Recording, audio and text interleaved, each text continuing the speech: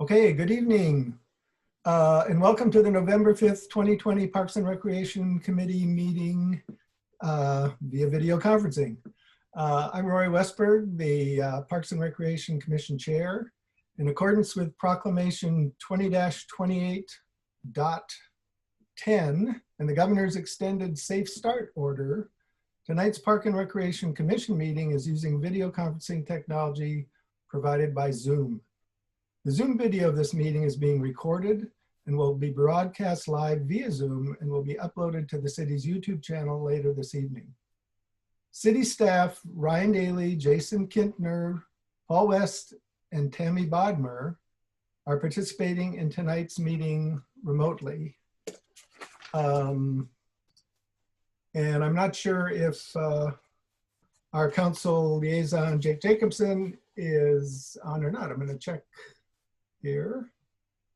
I don't see him. So other public audience members are listening to the meeting by telephone or internet. Welcome to all and thank you for joining us tonight. Commissioners, would you please turn on your microphones so the city staff can take roll call? Thank you. Chair Rory Westberg. Here. Vice Chair Jody McCarthy. Here. Commissioner Amy Richter. Commissioner Don Cohen. Here. Commissioner Lynn Gualtieri. Here. Commissioner Sarah Berkenwald. Here. And Commissioner Peter Struck. Here. Great, thank you all. Commissioners, before we start the business portion of the meeting, I want to suggest a few rules that'll help this meeting run more smoothly and not like my daughter's kindergarten class that I witnessed this morning. If a commissioner has a question, please use the raised hand feature of Zoom. And is there anyone that doesn't know how that works at this point? Okay, great. I'll do my best to recognize commissioners in the order in which hands are raised, and Ryan's going to back me up on that.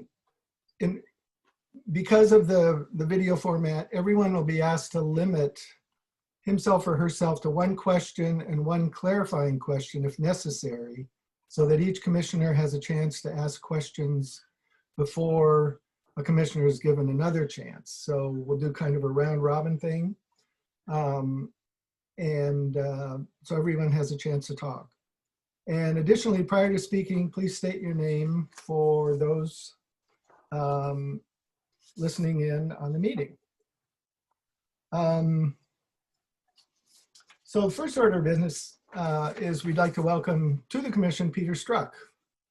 And Peter, at our initial meeting as a commission, we asked each commissioner to share a little bit about their background and what they value about our park system and what their interest is in serving on the commission. So would you be willing to share those little bit of information with us at this time? Sure, thank you, Rory. Again, Peter Struck speaking. First, I'd like to thank the council for having the confidence in appointing me to this position. Second, I'd also like to thank the parents of the late Kirk Robinson for kind of urging me to throw my name in the hat.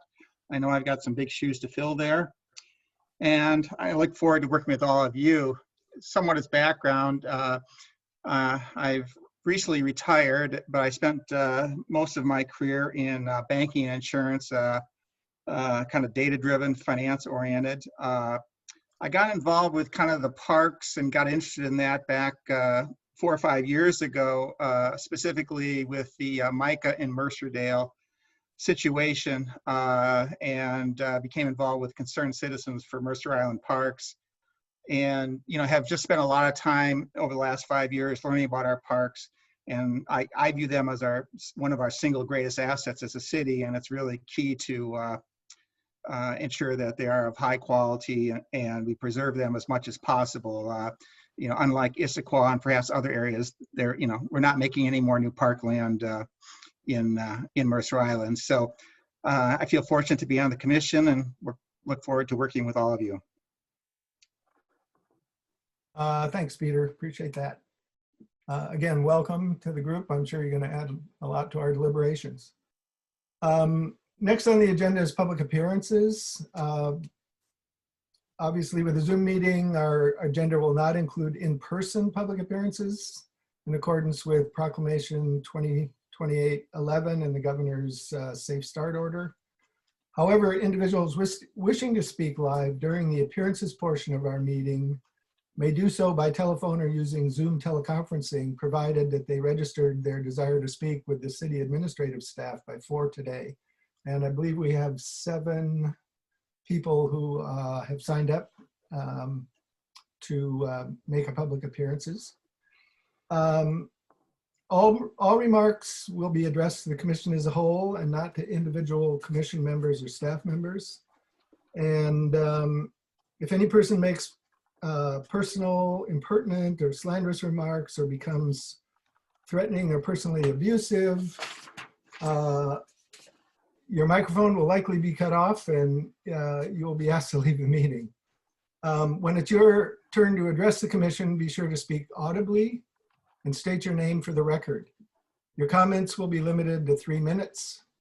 I will provide you with a 30-second and a 15-second warning when your time is about to expire. So city staff, is there anyone who has signed up? Well, we know there are people who have signed up, so would you begin the process of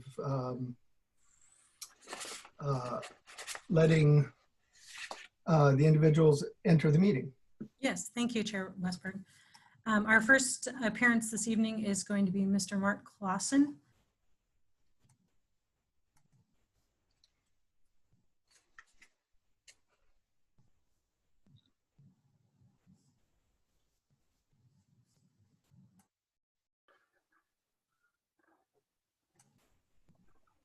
Oh, and you need to unmute your mic. Oh, there we go. Good evening. My name is Mark Claussen. I live at 6107 Southeast 32nd Street. I've lived on Mercer Island since 1995. I appreciate the opportunity to speak, and I look forward to the day when we can all be in one room together again and meet. I would like to speak about the Aubrey Davis Master Plan. I know there's been a lot of discussion and a lot of work done, and I appreciate all of the hours that have been spent to date and that will be spent going forward. I think we have a unique opportunity now to make the park better, and I hope we take that opportunity and that we don't make it worse for the general welfare of the community than what we've got now. To avoid that outcome, I think we need to look at 2 major objectives. And the first one is that I think we should expand access and usage to the park. I think we should try and get as many people to enjoy the park as much as possible. I think the most important point on this is that if we're going to increase the use and enjoyment of the park, we shouldn't be restricting groups of people from the park. So for example, I've heard a lot of comments about how cyclists should be excluded from the park. I'm a cyclist. I've ridden through the park a number of times. And I think it's inappropriate for the council to provide a restriction like that. I know that there are concerns about safety. I would urge the commission on the safety question to rely on data and not rely on anecdotal or personal experiences in determining whether there is any need for a change to the current usage of the park. Just as an example, you know, a lot of dog walkers will have a dog going across the trail and the leash crossing the trail, or a dog not on a leash, and that can create some safety risks. I don't think it's appropriate, however, for dog walkers to be excluded from the park. I think they should be there. I think they and their dogs should be able to enjoy the park. And I think all legitimate users of the park should have the opportunity to use it. Mark, you Now- have 15 seconds left. Okay, thank you.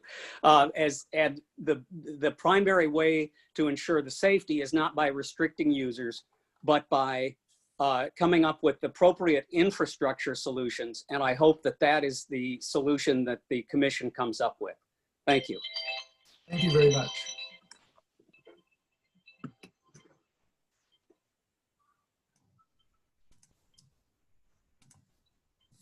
Our next appearance is going to be Ira Appleman.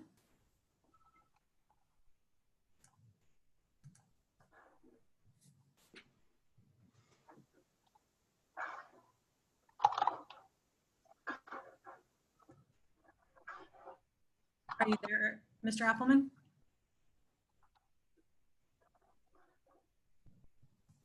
Yeah, I'm doing it. Oops.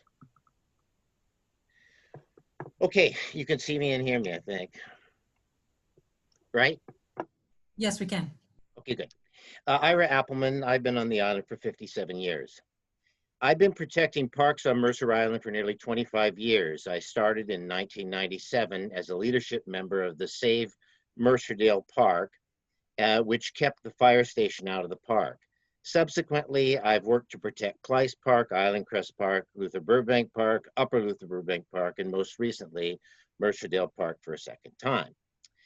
At last Monday's meeting, the City Council voted 5-2 to put a prefabricated building in the northwest corner of Mercerdale Park, which the council considers vacant free land.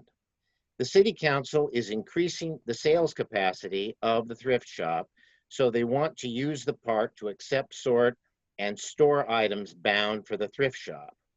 I think it's worth mentioning that previously, around 2013, the previous City Council considered expanding the thrift shop, but refused to consider expanding into Mercerdale Park. Furthermore, it was revealed that the Mercer Island Historical Society wants to move an old house to serve as its headquarters to the same northwest corner of Mercerdale Park, which the society considers to be vacant free land.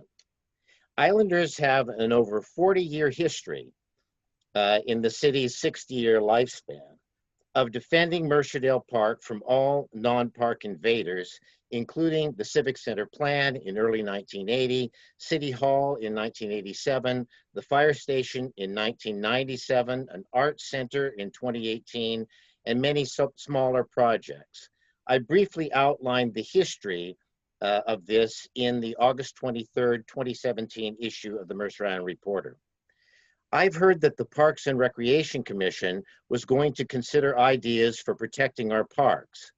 Many of us are considering an initiative petition to create a ballot measure so islanders can vote on whether our parks are vacant free land that can be used for non-park purposes. I'm appearing to let you know of the attacks, the current attacks on Mercerdale Park, in the hopes that you will speed up your efforts to protect our parks. That's it. Thank you. Thank you.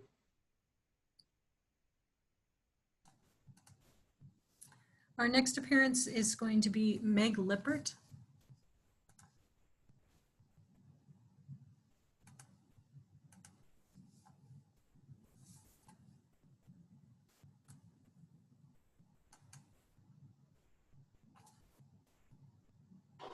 Hello, can you see me and hear me?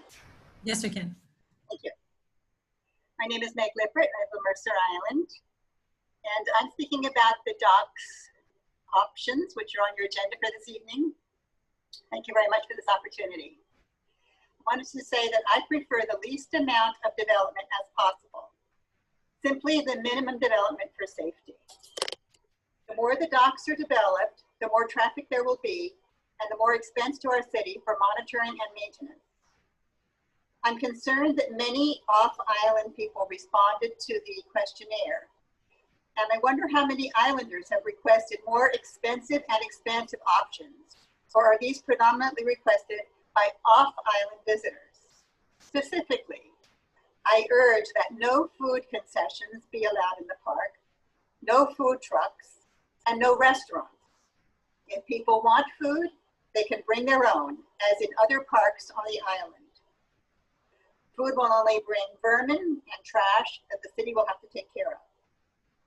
With regard to lighting, I don't understand why lighting is needed if there is no access to the park after dark. Finally, I prefer the smallest option for the least amount of cost, to have the least impact on the park and the least expense for policing and garbage removal and maintenance. The park should be primarily for Mercer Island residents. The focus should be on the natural beauty and the peaceful environment of Luther Burbank Park. Thank you very much. Thank you.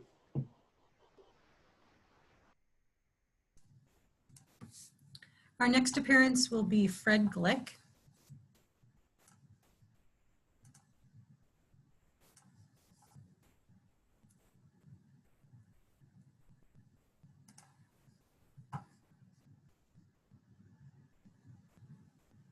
Hi, everyone.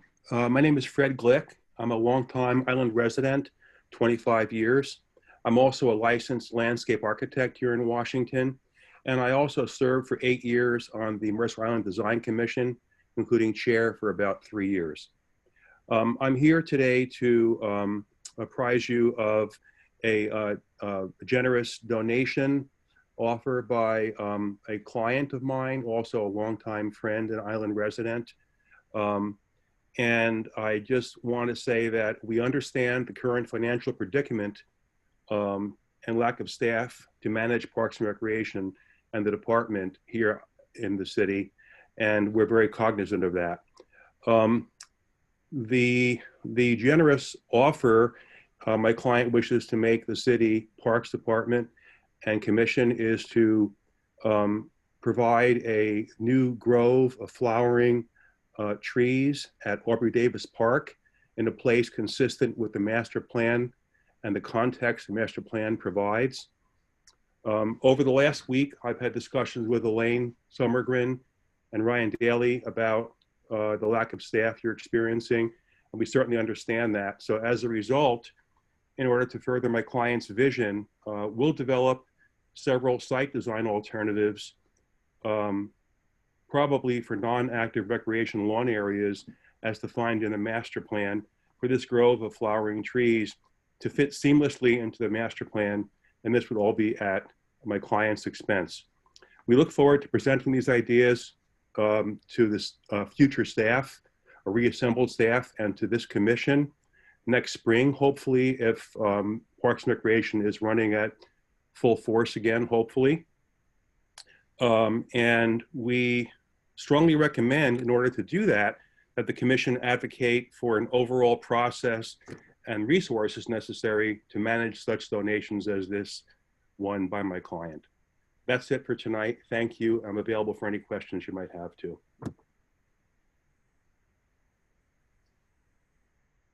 Thank you. I don't see any questions, so we appreciate your comments.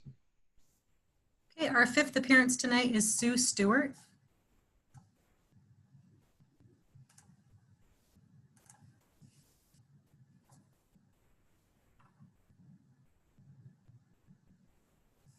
Sue, are you there?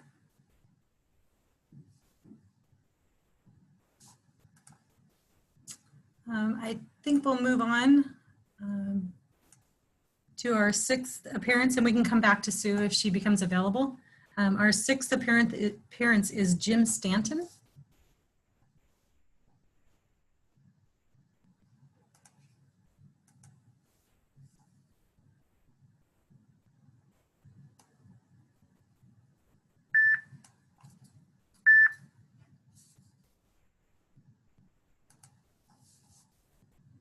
Hi, am I on? Oh, there you are. Okay. Hi, my name is Jim Stanton. I've been a resident of Mercer Island at the South End since 1985. I've raised 3 sons that have gone to Mercer Island schools. I'm also on the steering committee of a group called Neighbors in Motion. That is a 501c3 that works to make our trails and roads safer for those who use them.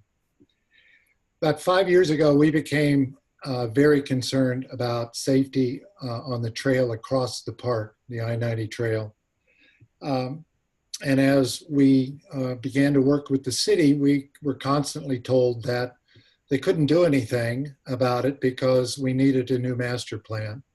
So we worked on about a 3-year process working with Judy Cliburn, King County Parks, the City Council, city staff, and the like to raise the $300,000 for the master plan. We're delighted with the way that went and the public input to it. We're also delighted that working with our legislative group that Lisa Wellman put up the $500,000 to make the trails safer. Our concerns are really about everybody who uses them. And some specific concerns are at the lid. It's steep and bikes can go down them very quickly. Unfortunately, that trail has been allowed to be narrowed and the shoulders removed. And that makes that more dangerous. Also, we've been, before the master plan, unable to get the city to mark, put in signs that would advise cyclists to slow down and the like, or use paint or other things that we see in every other community to manage traffic. We would also agree with a speed limit, although we think it should be consistent with the 15-mile-an-hour speed limit used by King County Parks and also Seattle, which connect with that trail. The other thing is we are concerned about the area in front of the toilets, which runs bicycles through the area that pedestrians and ball players and parents and families use. It makes no sense for us to run bicycles through the most congested area. We understand the city thinks it's too expensive to put in a separate trail behind it. That makes sense, but we should look at other ways to manage that traffic. Slowing bicycles down to 5 miles an hour is not going to work. We've been told that repeatedly by the people at SDOT and WashDOT. The other area that we are continually run into and that's caused some really serious accidents that have sent people to the hospital and that have had long-term complications have been dogs off leash interfering with bicycles and causing riders to fall. I think dogs off leash is another problem that you all are dealing with, but it is can be particularly dangerous for bicyclists and particularly in that lid area where people run dogs freely, and then if they see a bike, the dogs are no longer under voice control. Those are our concerns. We look forward to working with you. We think it's wonderful that this money is available, and we feel confident that you all will put it to good use. Thank you. Thank you very much. Our next appearance is from Carolyn Boatsman.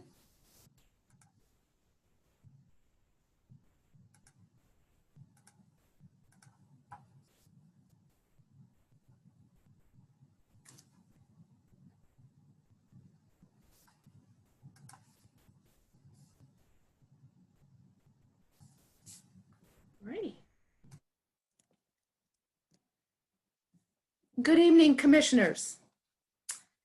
My name is Carolyn Boatsman, and I have lived for 35 years at 3210 74th Avenue Southeast. I would like to comment on the Luther Burbank Docks project tonight. I've reviewed the many comments coming in over several community inputs that have been organized, and there's certainly a lot of interest in the park, which is great. I'd like to add just a couple more comments tonight. One, I urge you to avoid the installation of a food concession. I think that the most important tenet of the Luther Burbank master plan is to keep the character of the park natural. And I think that food odors and paper trash and piped music would, take away from the peaceful and natural character of the dock area. I think that a food concession would be a regional draw, causing congestion at the docks and in the parking lots. I think increasing the regional draw of the park really doesn't do much good for Mercer Islanders. Mercer Island considered the idea of food concessions in Luther Burbank not long after obtaining the park from King County in the 2000s. I reviewed at that time the City of Renton budget for Jean Coulon Park, which has 2 permanent food concessions. I happened to be working there at the time. And so I just pulled out the city budget and I looked at what does that park cost the City of Renton? And I confirmed what I found with the director of parks at the time. The regional draw of Coulon Park with the boat launches and the restaurants was costing the City of Renton $100,000 a year in about 2005 or so. So that was taking into consideration the revenue generated by boat launch and other sources. So for aesthetic reasons and for adherence to our planning document and for costs, I recommend that Mercer Island avoid the installation of food services in that small area of the plaza fronting the docks. We can certainly welcome small craft and small power boaters who need to use restrooms, obtain water. We can even offer a picnic table, but let's stop at offering the food. I have a further comment about lighting. I also am concerned about lighting at night. And I urge you to limit it to day use of the docks and the plaza only. I'm concerned for birds. Night lighting is a real significant impact. You have about 30 seconds. Birds. Pardon me? You have 30 seconds left. Okay, thank you, thank you. Very significant detriment to birds, both their nesting and their migration. Certainly there are a lot of waterfowl in the area we're talking about. So I do encourage you to avoid adding to that considerable problem we already have on Mercer Island. Thank you for your work and thank you for considering my viewpoint. Good night. Thank you. Okay, and our last appearance is going to be Sue Stewart. I think we've got her back on, so let me grab her real quick.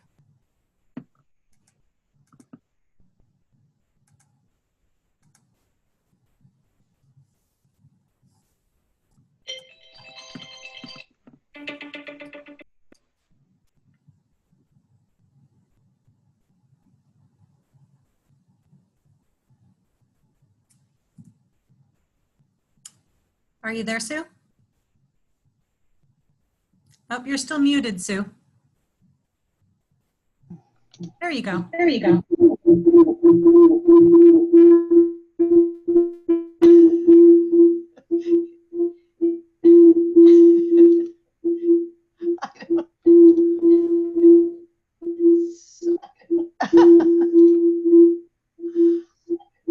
I don't know what to do. I am so sorry.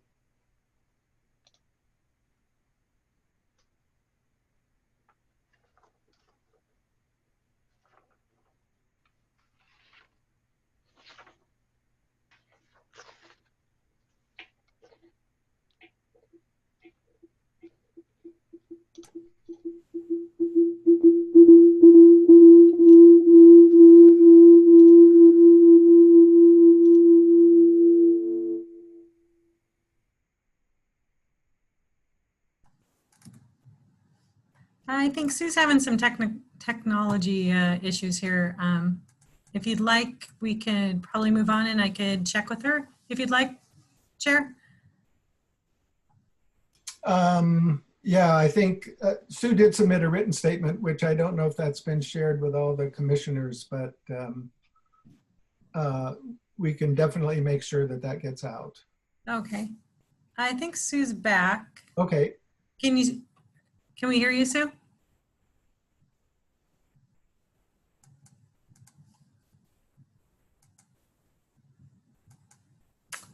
Okay, yeah, I did share that with all of the commissioners prior to the meeting. Okay, great. Yeah, I think in the interest of moving forward with the agenda, Don, I did notice you had your hand up. So before we get into the regular business, did you have a question? No, I had two things. One, on Sue Stewart, she had the same problem at one of the design charrettes, and I think Paul will remember that. So she needs to work with somebody and get that straight because she's got a long history with some of those issues. But no, the reason I raised my hand was to make a motion to amend the agenda to move the item of election of officers to the end. It seemed to make more sense. I second that.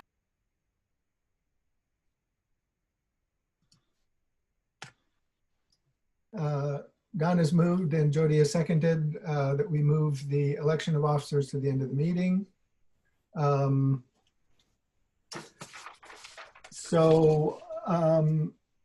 don't know if we can do this by voice vote or we have to go down by the whole list, but let's start with Don. I can do the roll call for you, Rory. Okay, why don't you do the roll call on Perfect. Chair Westberg? Yes. Vice Chair McCarthy? Yes. Commissioner Richter? Oh, I'm sorry. Commissioner Cohen? Yes. Commissioner Gualtieri? Yes. Commissioner Birkenwald? Yes. And Commissioner Struck? Yes. Okay, the motion has passed, so that will be our last item of business for this meeting. Moving on, and the first item of regular business is to approve the minutes from our meeting way back in February 6th, 2020. So may I have a motion to approve the minutes from the February 6th meeting? I'll make a motion to approve it. Jody McCarthy. Okay, is there a second? Second. And That was Don. Thank you. And so everybody turn on your microphones and Tammy will do the roll call. Chair Westberg? Yes. Vice Chair McCarthy? Yes. Commissioner Cohen? Yes. Commissioner Gualtieri? Yes. Commissioner Birkenwald? Yes. And Commissioner Struck? I'll abstain since I was not on the commission or at that meeting at the time. Thank you. Okay, the motion carries. The minutes are approved. We have moved the election of officers. So I think we're ready for the departmental report and update from Ryan Daly. Good evening, Commission. Great to see you all. It feels like it's been forever, but I will go through a very quick, I shouldn't say quick, nothing's ever that quick on Zoom. But I'll be going through a number of slides for a department report. With that, I'm going to try to keep it very concise and high level to kind of catch the Commission up to speed from where we've been since February. And there's, as you're well aware, a number of departmental impacts to the Parks and Recreation Department. I do have some breaks in this for commissioners to ask questions if they would like. Anything that's going to require sort of a deep dive, I would ask that we add that as a future agenda item for staff to come back with a more thorough presentation if that's desired by the Commission. So I'm going to take a second and share my screen, which is always touch and go.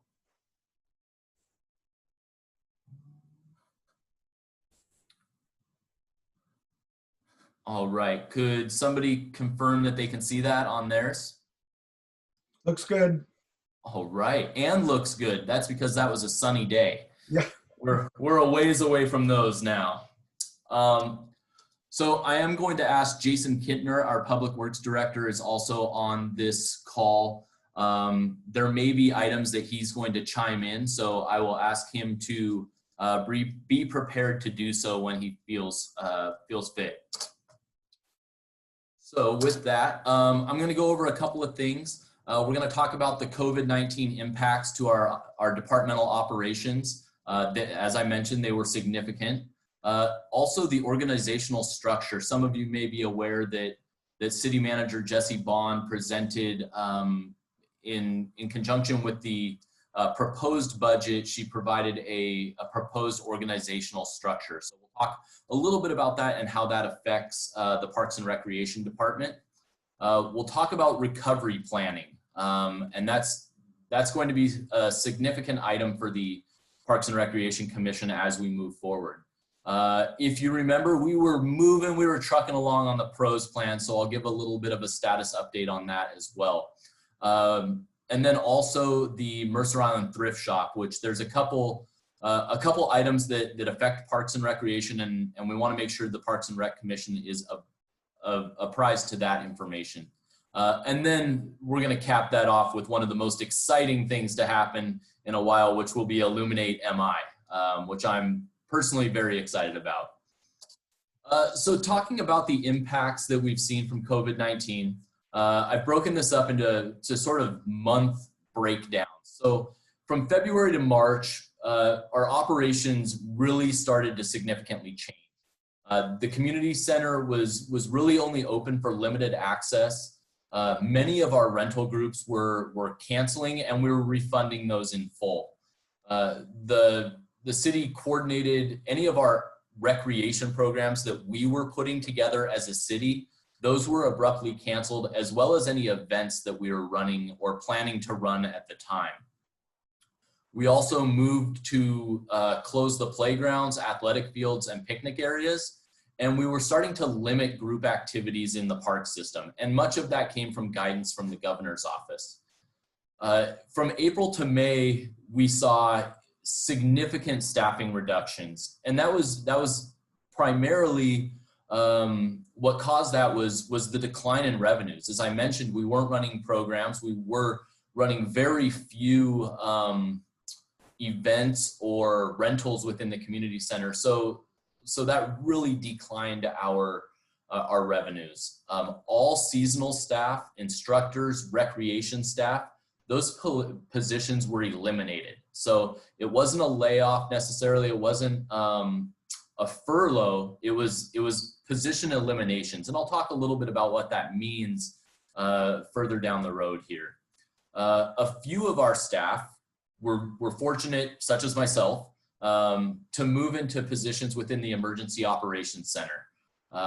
We moved to assisting in various aspects of the pandemic response. Subsequently, frankly, without any recreation staff, community center staff, instructors, or anything, we halted all rentals and reservations. So at that point, we canceled reservations until further notice. For the community center, specifically, all of our rentals have been canceled through the end of the year at this point. We're continuing to stay in contact when we can. Staff capacity will be a theme to this presentation, but when we can, we're having conversations with those rentals that are happening in 2021 and going forward. So we're remaining in contact. Subsequently, we also closed many parking lots in our parks and adjusted Mercerdale to senior priority parking only. The other aspect, and this is more on the park side, but we suspended all contracts and non-essential work, which included volunteer projects, volunteer programs, and donation projects, such as we heard from Mr. Glick earlier. The staff's primary focus, and I can't emphasize this enough, and I probably can't emphasize how much work this really is, focused on the health and sanitation of our park areas. We wanted to ensure that we were providing any amenity that was open. We wanted to make sure that it was safely done and available to the public. We also took steps to separate our park maintenance team into multiple groups. This was a proactive step, and I got to give Jason a lot of credit because we moved on this very quickly, was to limit any potential exposures. So we were able to separate that group out so that if one team went down, we still had those resources available to us to continue to offer safe areas within our parks. And then subsequently, we moved some teams here to the community center. With a vacant building and multiple levels and multiple entrances, we had the ability to spread people out and still utilize this building. For many of those team members, they're now in rooms that are much larger than where they were before. So that was a safety aspect that worked out, really worked out very well. June to August, what we really saw was increasing park activity, like we've never seen before, honestly. I was lucky enough to get out there and have a lot of conversations with people, but we saw significant trail use. We ended up having to make a temporary closure to Groveland Beach. And that was sort of multifaceted decision. The beach itself was honestly being overrun. It was so crowded and so busy. It was almost unmanageable for our limited maintenance staff. Again, we had no seasonal labor at that time, so we only had about 8 people managing all of our parks. Another issue that we were running into Groveland was the amount of impact on the neighbors. There were cars being parked literally in the middle of the street so that people could go down and access that facility. So that was a challenging decision. I'll tell you, we've had a tough couple of years in Parks and Recreation, and I don't think a decision to close a park, I never would have thought that was something that was going to come in front of me. And so that was definitely something we did not take lightly. But parks were seeing extensive use across the system. We were seeing increased trash, to which we removed some cans, and that was a successful move. What was happening was people were piling trash next to garbage cans. Once we removed the cans, we were seeing less people just dumping items within the park, and our crew was able to focus on some specific areas. We reopened ball fields. That came through some guidance with the governor's office that gave us the ability to do so for baseball or for soccer, for practices and that kind of thing. And there's strict guidance that has to be followed. And that's actually gone pretty successfully thus far. We also reopened our playgrounds and the skate park in late August.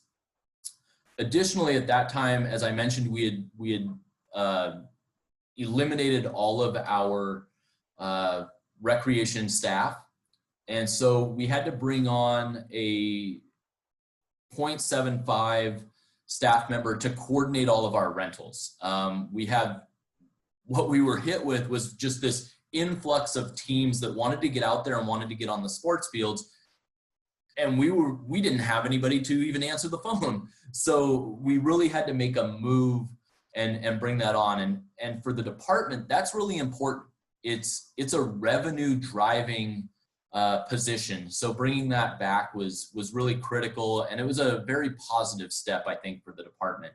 Additionally, what we were seeing was a number of fitness groups looking for space within the parks to offer their classes under the guidance and under the restrictions provided by the governor's office. So that was something this position was doing as well. As we've moved into September and October, obviously our park usage is decreasing. When I mentioned the increased park activity, that was something we were really starting to see in April and May that used to just happen on the weekends. Now it was happening 7 days a week. And so that was a real challenge. So once September came, now we're starting, and the kids, we can say back to school, but they're doing it at home. But we're seeing a decrease in the activity in our parks. And that one, it's hard to say we want to see that, but it is a little bit of a breather for us to start catching up on different things. If you remember, we had some significant air quality issues where we needed to move our teams indoors. We subsequently reopened the community center parking lot. We closed that lot because one, we didn't want a lot of people coming around a facility that was closed. We were also moving in and out with many large vehicles and whatnot. And also for Luther Burbank Park, in the summer, the community center is overflow parking. So when the community center lot was open, the park capacity, it was just over capacity. There was so many people, it was next to impossible for us to manage. So we ended up reopening the parking lot here at the community center, and that's worked out really well ever since. We're also taking the opportunity to catch up on some of our deferred maintenance, and with a big smile on my face, we're starting to begin the recovery planning, and that's that's something that feels like it's taken forever for us to get to, but I will talk a little bit more about that here in a second, and what the commission's, frankly, extensive role will be in that. Just going really quick through some challenges that were really highlighted through the pandemic period. Staff had a real feeling that we weren't able to meet the community expectations. We have a high expectation for what we can deliver, and Commissioner Struck spoke about it a little bit, how passionate not only Islanders are about the parks, but we are as well. And so that was challenging to not meet that level of expectation. We saw a significant increase in requests for volunteerism, adding new projects. There was this conception that maybe we had a lot of downtime as staff. Unfortunately, that wasn't the case. So we've had to hold off on any of those types of projects. Increased traffic on the trails and in parks. I'm sure many of you have seen this. You've been hearing about it. And that had some associated impacts. We had, I will say on a regular basis, I was getting phone calls or emails regarding people upset with how people were using the trails, or we needed to route them in certain directions, or there's too many bikes going too fast. And so that just, it amplified the challenges we were having around the increased traffic in our parks. We did early on, and I will say this has slowed as of recent, but we were getting a lot of complaints about dogs in parks, and whether it be off leash, on leash, it was a real challenge. It's a very significant variety of complaints we were hearing, but it is something that as a commission, it may be something that we need to evaluate as we move forward. And I think the pros plan will help provide some community feedback on that. Additionally, we had our general park rules, questions regarding e-bikes or scooters in parks, business usage, many fitness studios or summer camps or random businesses popping up in our parks and using public land for private gain. We do have a permitting process that groups can go through. However, many were choosing not to do that. So that was a real challenge for us this summer. Field use regulations, scheduling, and priorities. Once things opened up, all of the groups that didn't get their normal seasonal usage were begging for additional time or trying to get out there. So that was a challenge in itself as well. Groups not following COVID-19 requirements. This was probably the #1 challenge we experienced this summer. Numerous phone calls. I was out on a daily basis trying to make contact with different groups and whatnot. And so it seems that things have gotten much better. Now there's maybe some more clarity around the restrictions and what the requirements are. So hopefully that's something that's being ironed out. But where we do see it significantly is within our ball field user groups. We have run into a number of off-island and on-island groups that are just essentially, for a lack of a better term, squatting on the fields and choosing not to follow the guidance that's been passed down. And it is our responsibility within the Parks and Rec department to inform those groups and to hold them accountable for following the regulations, or they're not permitted to be on the fields. As I mentioned earlier, donation requests, we're getting a lot of them.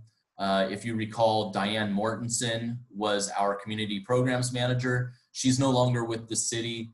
And we just don't have that position. We frankly don't have a lot of positions that would have played a part in reviewing requests and even just coordinating the correspondence back and forth to see different donation requests come through to fruition. And then the park impacts on neighbors. We saw this at Luther Burbank with cars parked on the street here. By the way, I'm at the community center if you see me pointing at things. Groveland Park has had more issues this year than I think I've ever experienced in previous 10 years. Part of that, I think, is just the word has gotten out. It's a great location. It's had some updates. it's rather hidden for that younger crowd that likes to go down there, which also poses some challenges to the community. So with that, does anybody have any quick questions?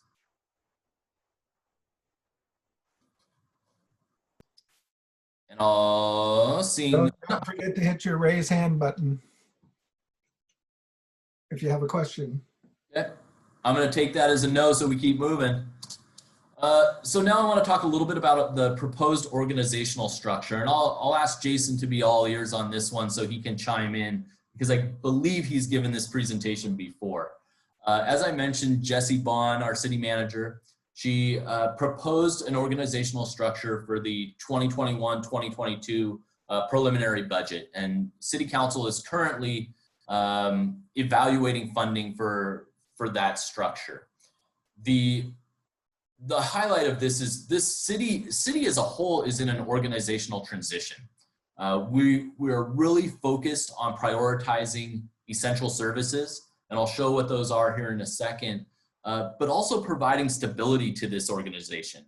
As you'll remember, we've had a new city manager. We're dealing with a pandemic. We've had a sort of a group of different people as Parks and Recreation directors, as well as a significant amount of turnover within the citywide leadership team. So we're really striving to get to a spot where we're much more stable, and I think in turn that's going to drive us for some continuous improvement as well as increased efficiencies.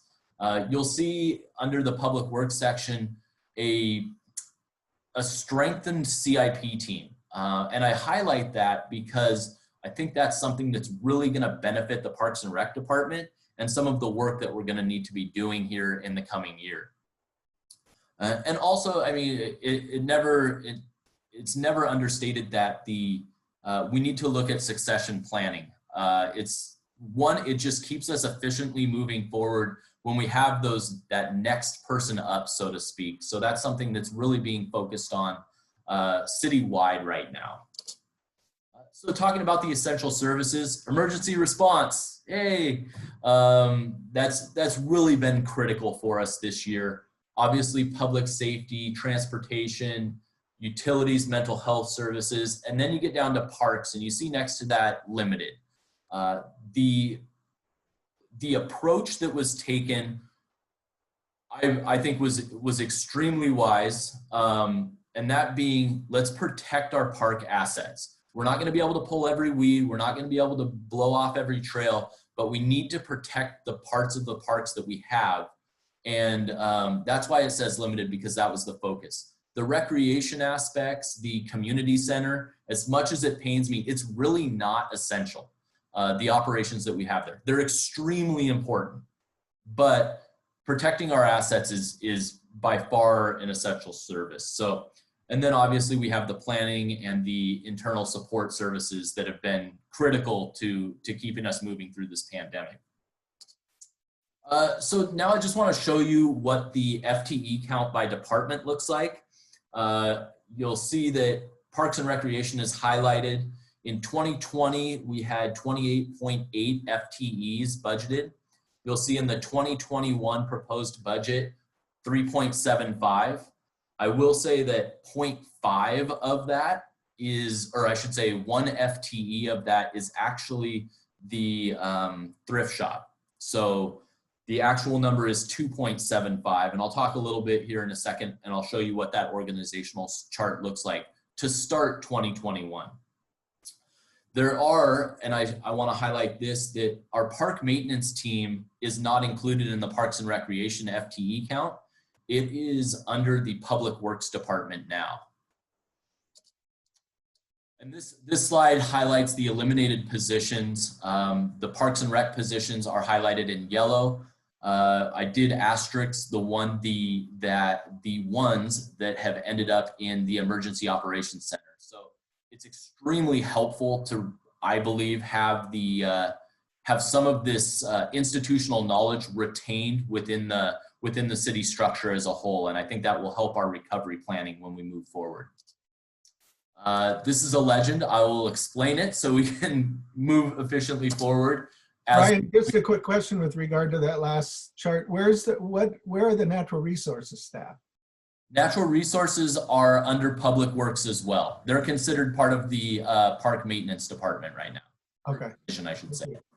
Parks capital planning is also in Public Works as well. So here's, I bring this slide forward. One, to show you Jason is going to have a new title in the future, and that will be Chief of Operations. Under that, you see the Operations Transition Team Manager. I should mention that my current position within the EOC expires prior to the first of the year.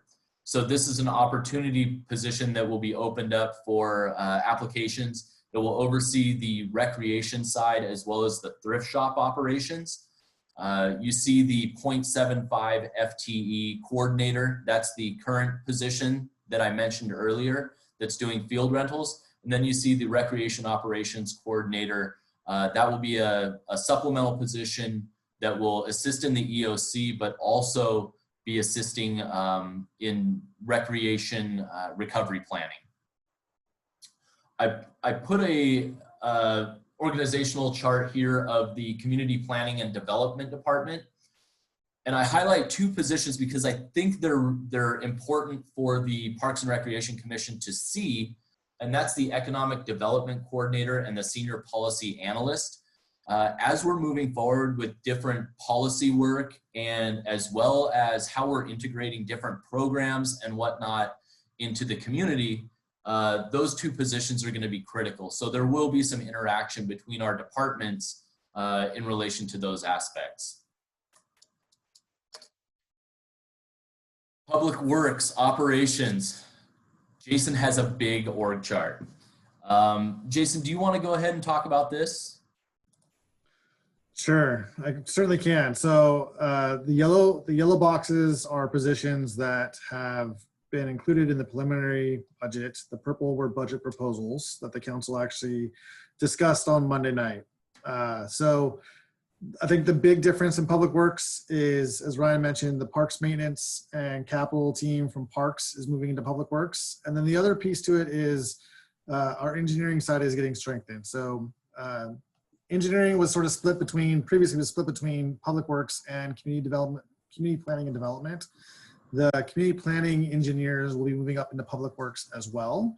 And our capital team is getting stronger. So we are a full service city that Ryan mentioned earlier. I can tell you that we do not have a dedicated sewer engineer.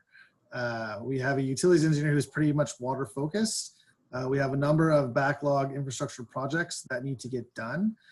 We have a high degree of employees on the engineering side of the house that are probably on a 5-year horizon or less with a ton of institutional knowledge that needs to be transferred to a new group of employees and a new business system before they go into greener pastures in the retirement world. So it's a really important piece that our succession planning takes place. It's really important that we get our infrastructure work completed. I will say on the capital side of the house, you know, our organization prides themselves on, you know, being adaptable and working across different lines of business. And so I was going to chime in earlier when Ryan was talking about the different teams being isolated in different sections of the city. And the reason for that is because, like, we're quickly approaching our winter season when we have a snowstorm. If we get hit with a 2-week snowstorm like we had a couple years ago, it takes all hands on deck. Parks maintenance, right away, water, sewer, stormwater. Everyone who has a CDL is pooled into a work program, and we all support the operations of keeping our roads and streets and parks clear during those types of events. That is consistent across all divisions, whether it's a water main break, whether it's a sewer issue, whether it's a parks issue. So it's really important that we have that those teams separated so we can backfill for each other. And so that's an important piece to everything that we do.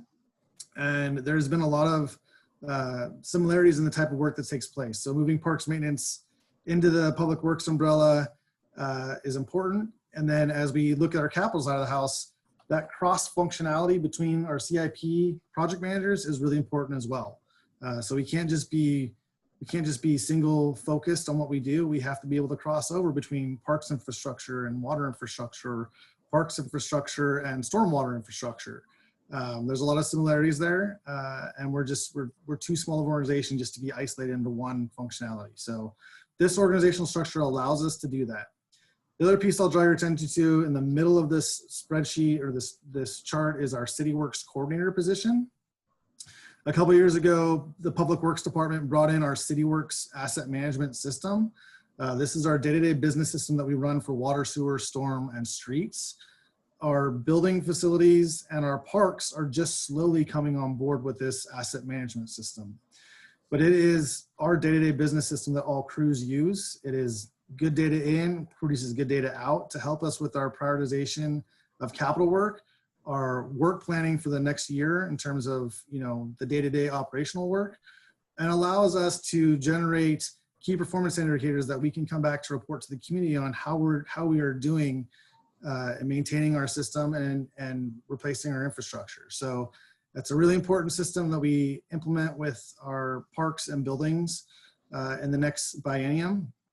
And it plays a critical role to some long-term questions that, as we start working on the pros plan, we start working on some of these interlocal agreements and other, washed out agreements and things like that. They play an important role in those conversations. So Public Works is larger, but there's a lot of similarities in the work that we do, and it'll provide a good balance and crossover opportunity for the teams in the future. Thank you, Jason. That's exactly what I was going to say. I appreciate that.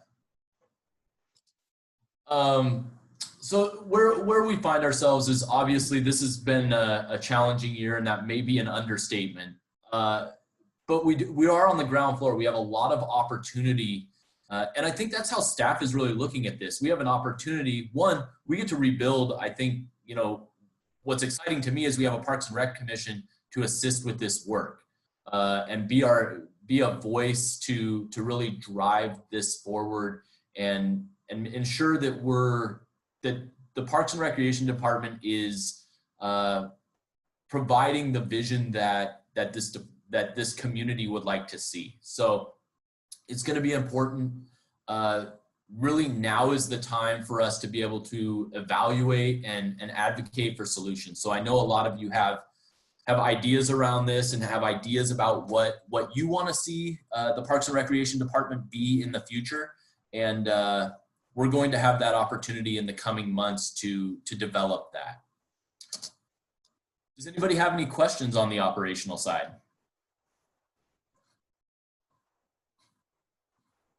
Okay, we'll keep rolling. So the recovery planning, I referred to this earlier. Brian, Jody has a question. Oh, I'm sorry, Jody.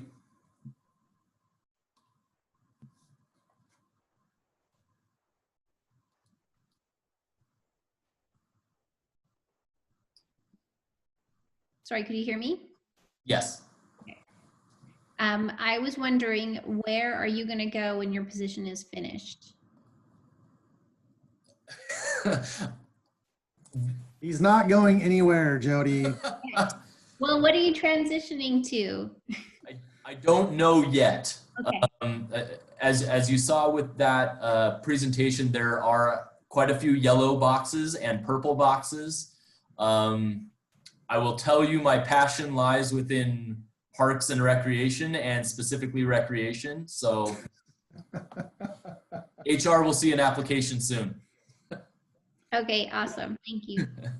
Yeah, I think I'll just add in real quick. I think it's really important that the positions that get funded, we will have to go through a recruitment process, and we are working on that now. And there's a hierarchy in which how we're going through the positions in terms of the highest need. So our goal is that we start rolling some of these out next couple of weeks as the council finalizes the budget adoption, so that we can get these positions, these critical positions, filled before their time is at the end of the year is up. So that's. I will just add that many of these positions are new, and that was part of the eliminating positions before.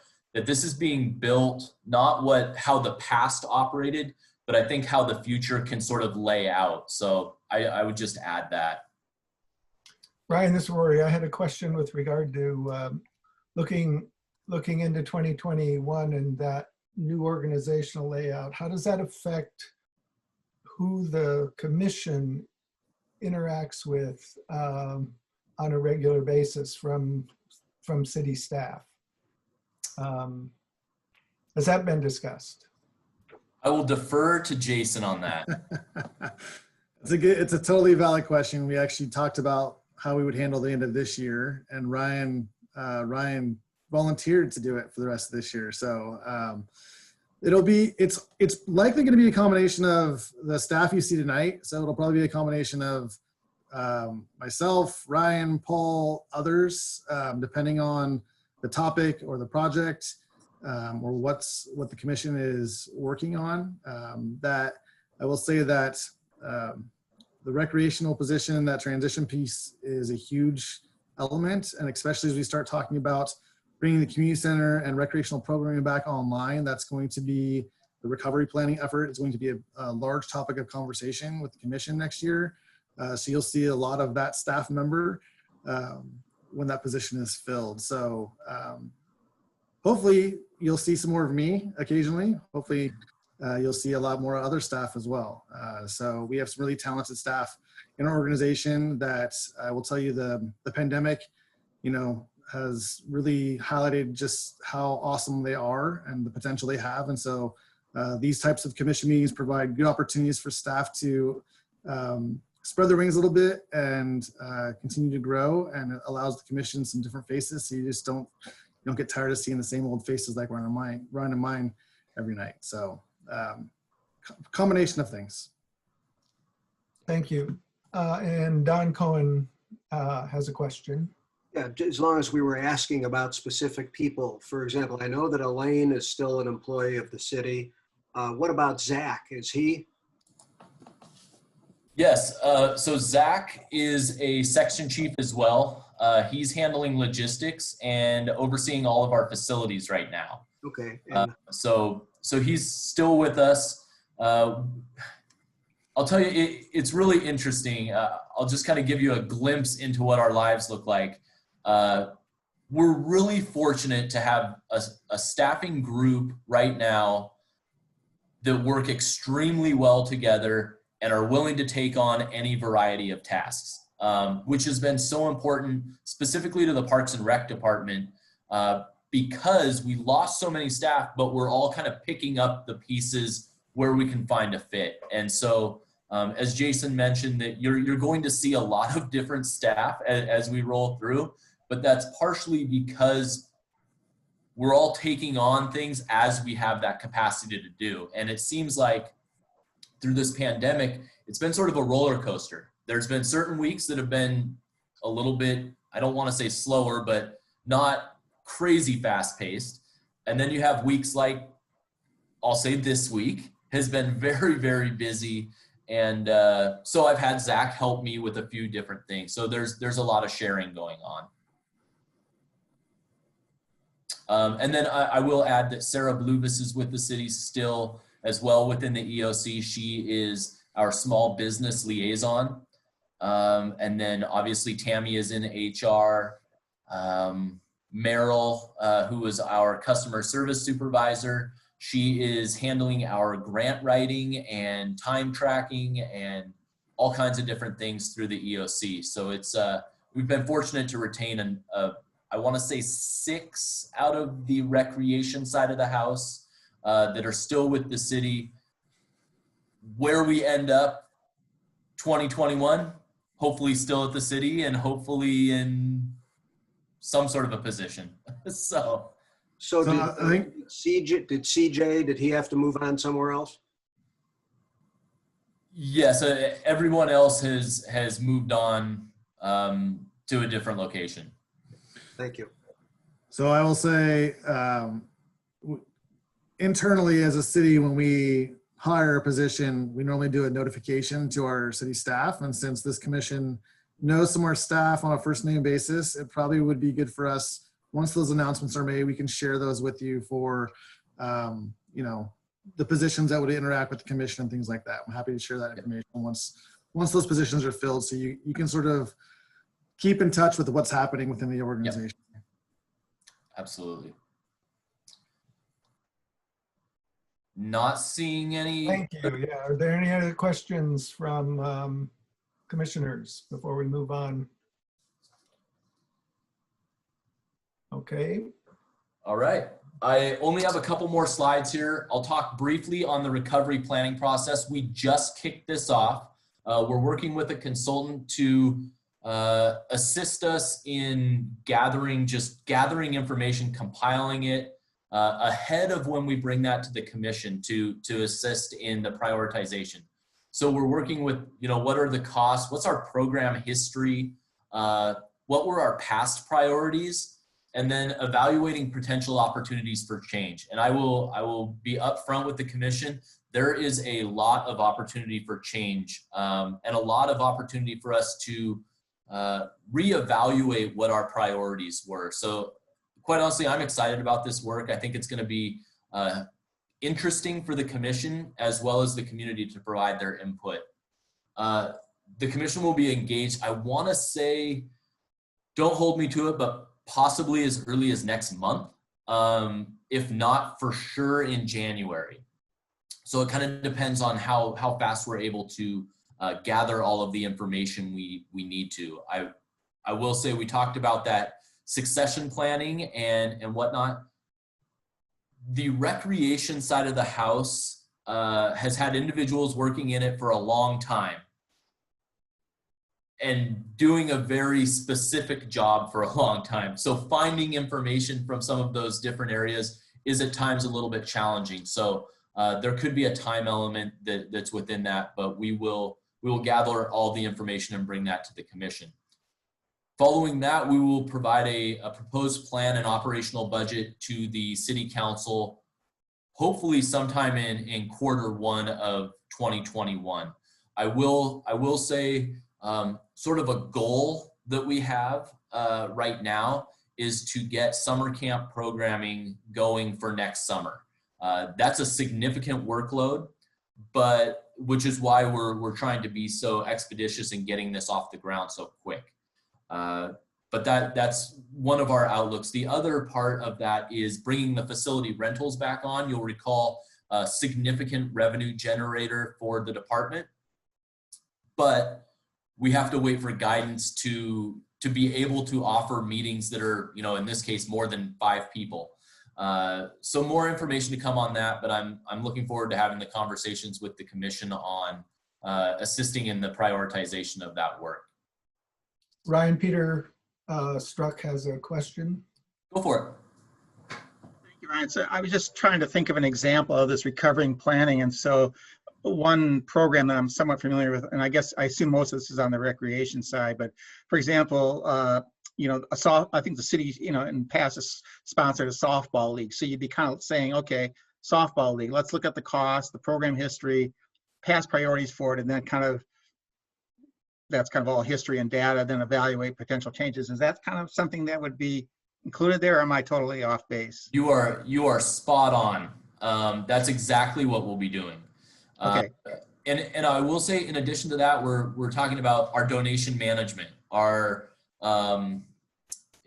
really it's any aspect of the department. We need to start planning for how we bring that back or make decisions if that's not the business we're in. And I do believe there's a number of items that we may not be in the business. That could be a focus for the commission. So thank you.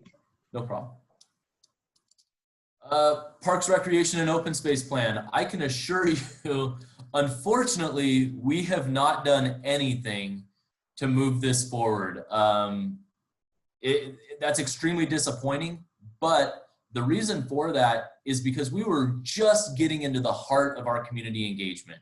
We were going into the March council meeting. We were going to present the findings of the community survey as well as the facility assessment. And then we were going to look for community feedback. We were going to be out in the parks all summer long.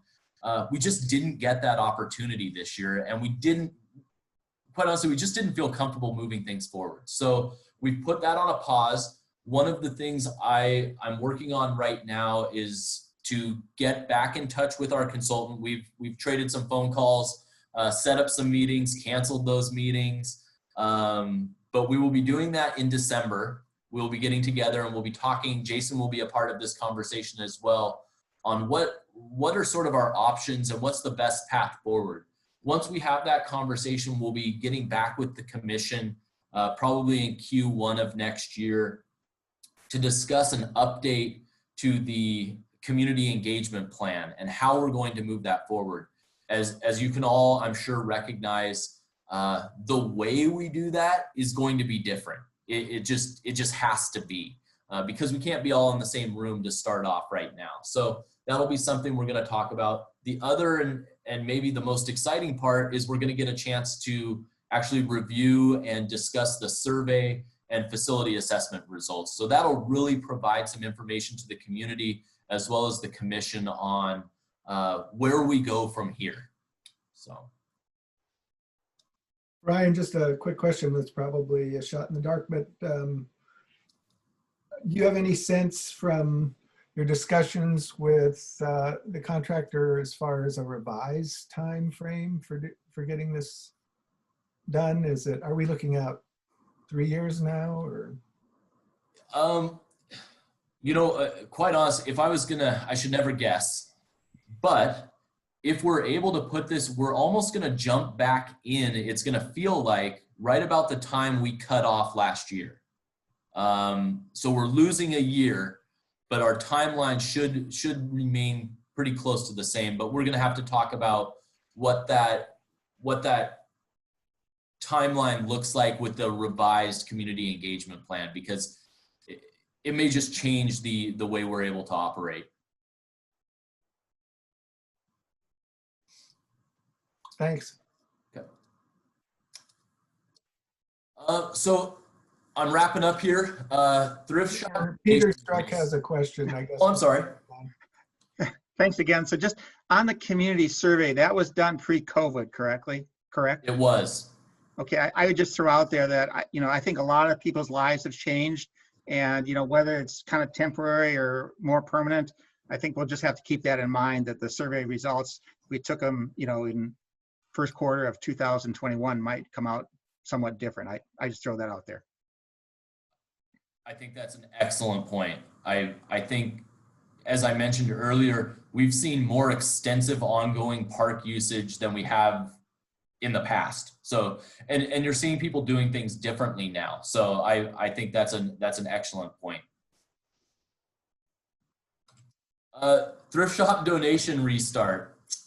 So one of the things in my position as the operations section chief, I've stepped into assisting with the thrift shop operations. And so what we've done is the thrift shop currently was running on Sundays from 10 to 3 o'clock just for retail. We weren't accepting any donations. Then we started to see a limited amount of goods within the thrift shop. And so we opened up for donations. That occurred on October 31st here at the community center. So the community center Mercer room has been converted into a donation processing facility for all intents and purposes. Donations are being dropped off at the front only on Saturdays. As I mentioned, October 31st was our first one. I just can't, I can't believe the amount of positivity, patience, generosity that came from the Mercer Island community when I was working that event. I mean, it was outstanding. It was energizing. It was amazing. We had over 125 vehicles provide goods, thousands of pounds of items. People have been stocking up forever. So the Mercer room is basically full right now. We will be running again this next Saturday, and we'll keep that rolling with a one-day donation, one-day retail model on weekends, probably through the rest of the year. And then similar to the Parks and Rec department, we're going to be talking about what that recovery plan looks like for the YFS thrift shop.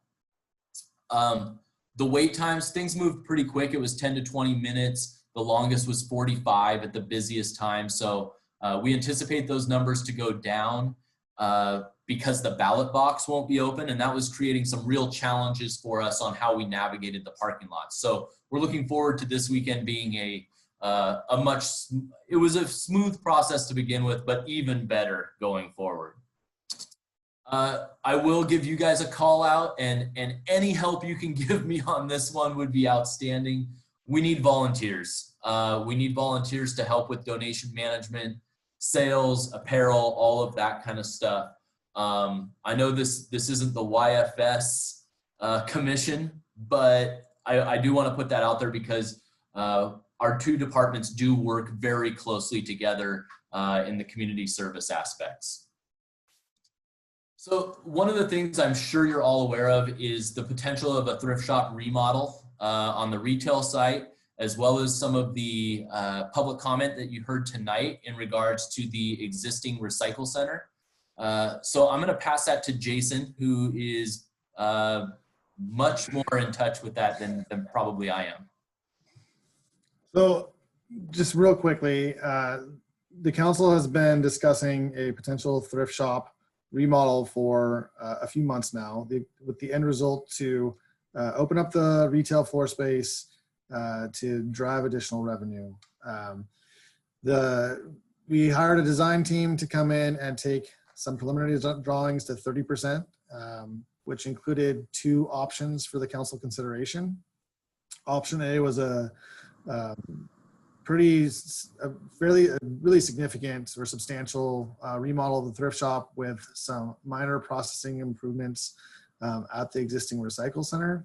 The idea here obviously is to move the processing functions from the thrift shop over to the recycle center to allow more retail floor space.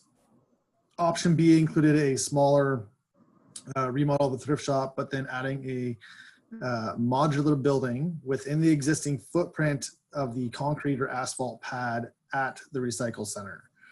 So on Monday night, this was presented. The return on investment discussion was had with the council, and the council authorized staff to move forward with the design and add this as a capital project for the 2021-2022 budget cycle. So what that means is that we will take the 30% design on option B, which includes the modular building, into design, and then come back to the council as part of the capital project. It will include some public engagement, just like any other capital project would.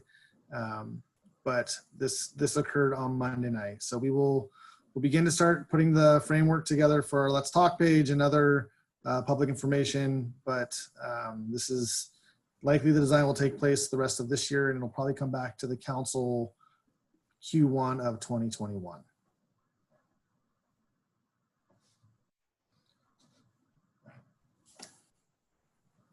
Any questions on that? I know it's a deep dive if we go into too many questions on it. I would encourage any commissioners that haven't watched the full presentation of the city council meeting to do so. It's extremely educational, but happy to take any limited questions right now. Don has a question, and then Jody. Yeah, Jason, what's the role of the commission, if any, on this issue? Location, et cetera.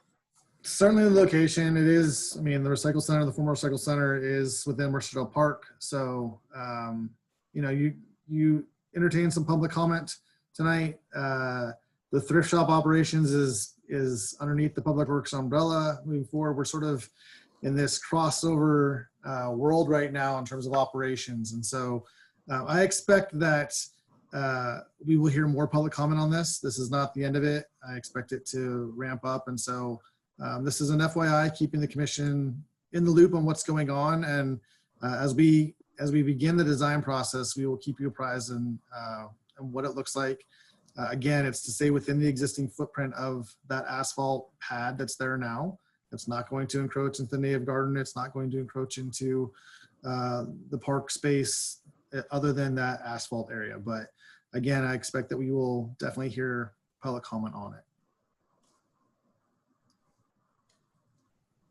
Jody, go ahead. Thanks. That answered my question, Jason, was just to clarify that it's not expanding out beyond the cement there. I did want to clarify though, the building that's existing right now, the recycling building, can it be used by itself or it has to be added on to? A really good question. So the recycle center was, the existing recycle center was constructed what they call pre-manufactured tilt-up concrete panels, which makes, in really abbreviated terms, it makes it really difficult to remove those walls structurally. And so if you remove those walls, the building will come down. So we can't modify that existing building very well. The building will be used for some processing and back of house work. But just to give them the layout of that building, it doesn't give them the necessary processing space and layout to accommodate their need. And so that's why the modular building was proposed in unison with the recycle center to allow that open footprint, to allow the processing to take place. The city manager's report on Monday night showed a picture of the donation event that took place this weekend, and you can see the carts that these volunteers and staff have to roll in and out. And Ryan's face just, I mean, he's probably like, we're getting too old to move these types of carts because they're heavy. They're really heavy. They do, Jason, just for context, those carts weigh anywhere from 300 to 600 pounds. So they need an open concept. Thank you.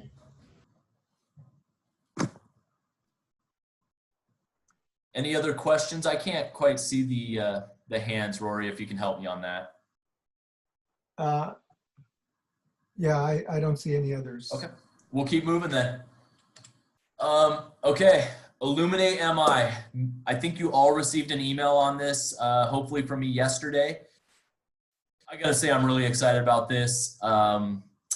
We are looking for help in lighting the trees down 78th Avenue.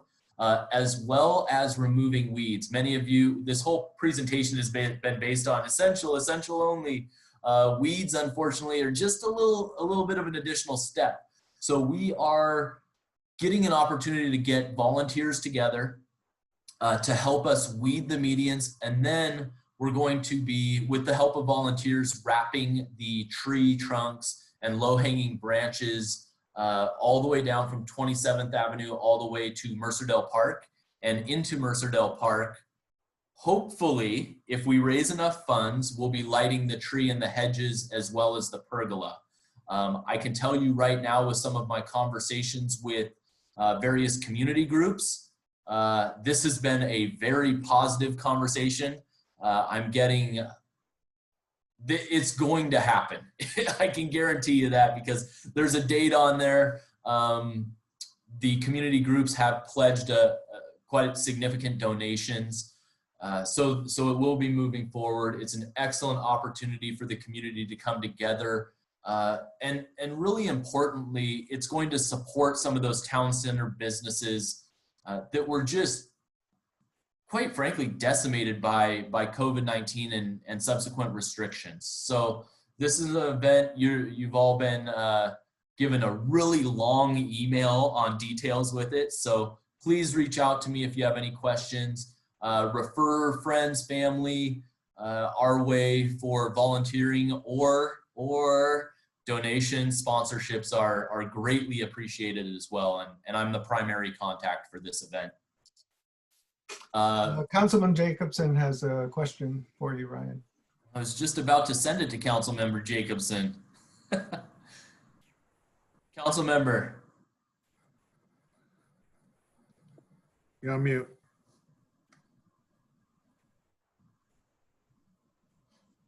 Okay, here we go. Well, kudos really go out to Ryan and some of his co-conspirators in crime for making this thing, getting it rolling. And we found a huge support from the community. And I don't know, Ryan, if you got the latest word. We have another major donor that's come in to do this. One of the aspects, and you may have covered this before, but my computer is misbehaving on the sound part of it. So is that we're going to buy, we meaning the city, are going to buy the lights so we don't have to depend on a contractor in the future to do these things. And we're considering this to be a community event that will continue to be done in future years. We're also going to be able to light the tree this year, I think, unless something strange happens.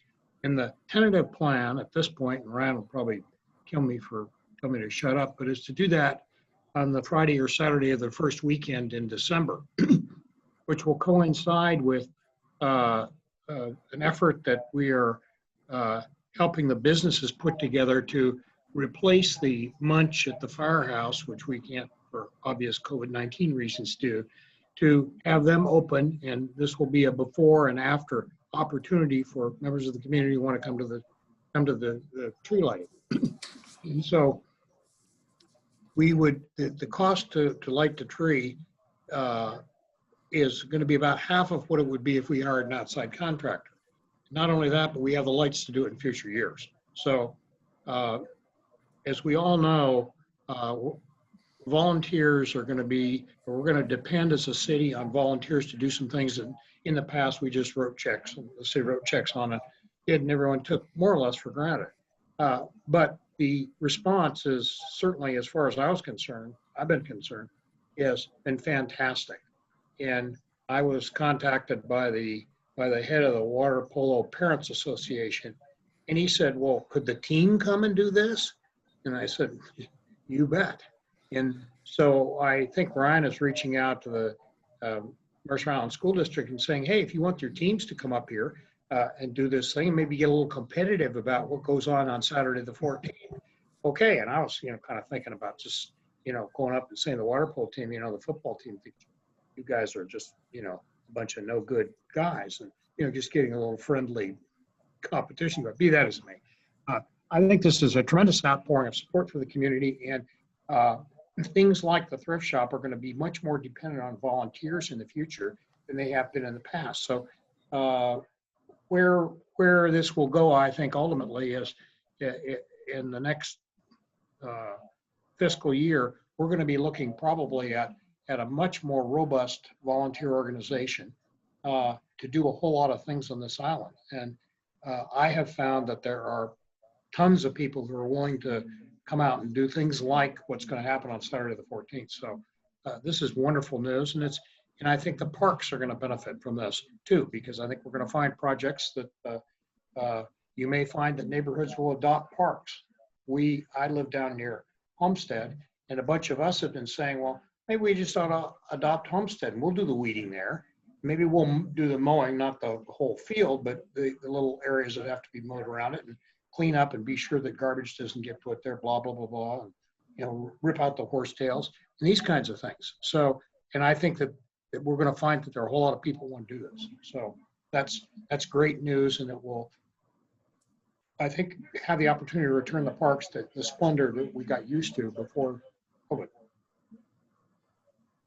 I do have to tell the commission that Councilmember Jacobson is my #1 partner in crime. And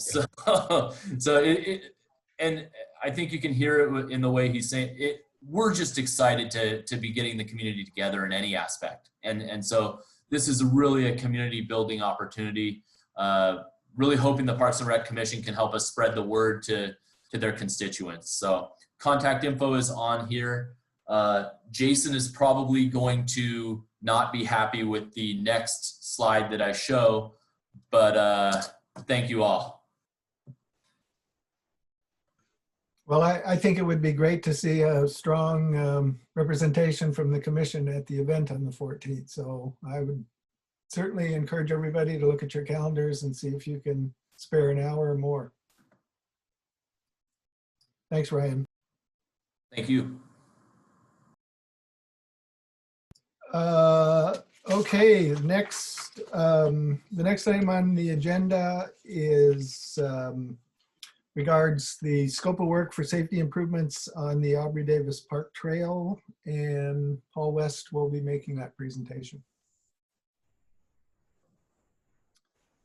Good evening, commissioners. My name is Paul West, CIP Project Manager for Mercer Island Public Works. I was formerly Parks Department employee. I'm still working on parks projects, but just different title and a different department. Tonight, we're going to look at two projects, and the thing that is common to both of them is that they're on land that the city does not own. So that's just an interesting theme here.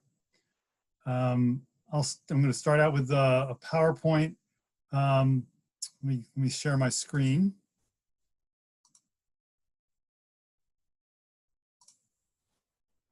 And take that up, okay. So tonight we're looking at a scope of work that the commission drafted back in February. And we were coming to you at the March 2020 meeting to take comment on it and revise it and get it ready to send off to council. And then the pandemic hit. We canceled the March meeting. And now we're back 9 months later. The scope of work is basically a framework for how to spend the $500,000 that we are allocated by the state through the Department of Commerce. The money is intended to be used for trail safety improvements in Aubrey Davis Park. But before we can actually secure that money through a grant agreement, we need to have a scope of work agreed to, not only by the city council, but also by the Department of Commerce, who's the granting agency, and also by WashDOT, who's the property owner. So tonight, the goal of tonight is to take feedback and comments from the Parks Commission to make sure that this is the product that we want to send on to council. And we're expecting to come back to the December meeting with a revised document that may be ready for council or may not be.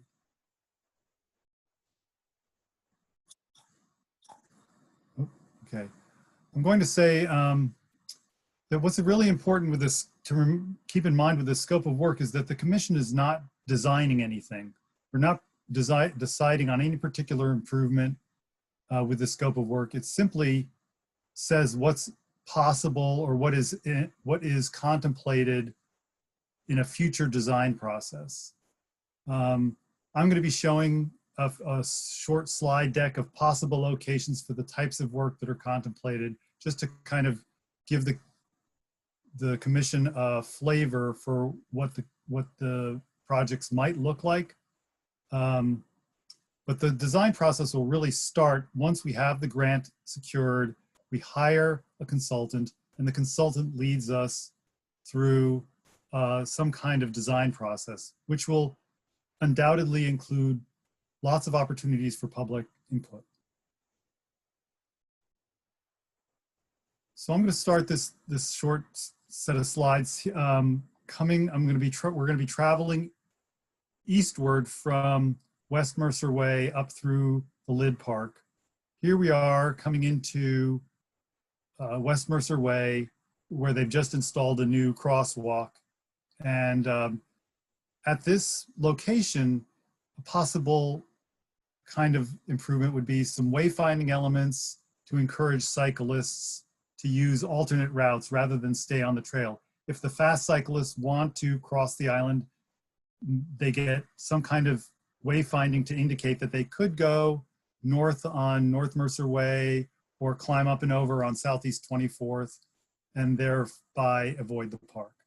That's a possible idea. Well, Paul, you have that sign that is currently there. Do you envision a different sign or moving that sign, or?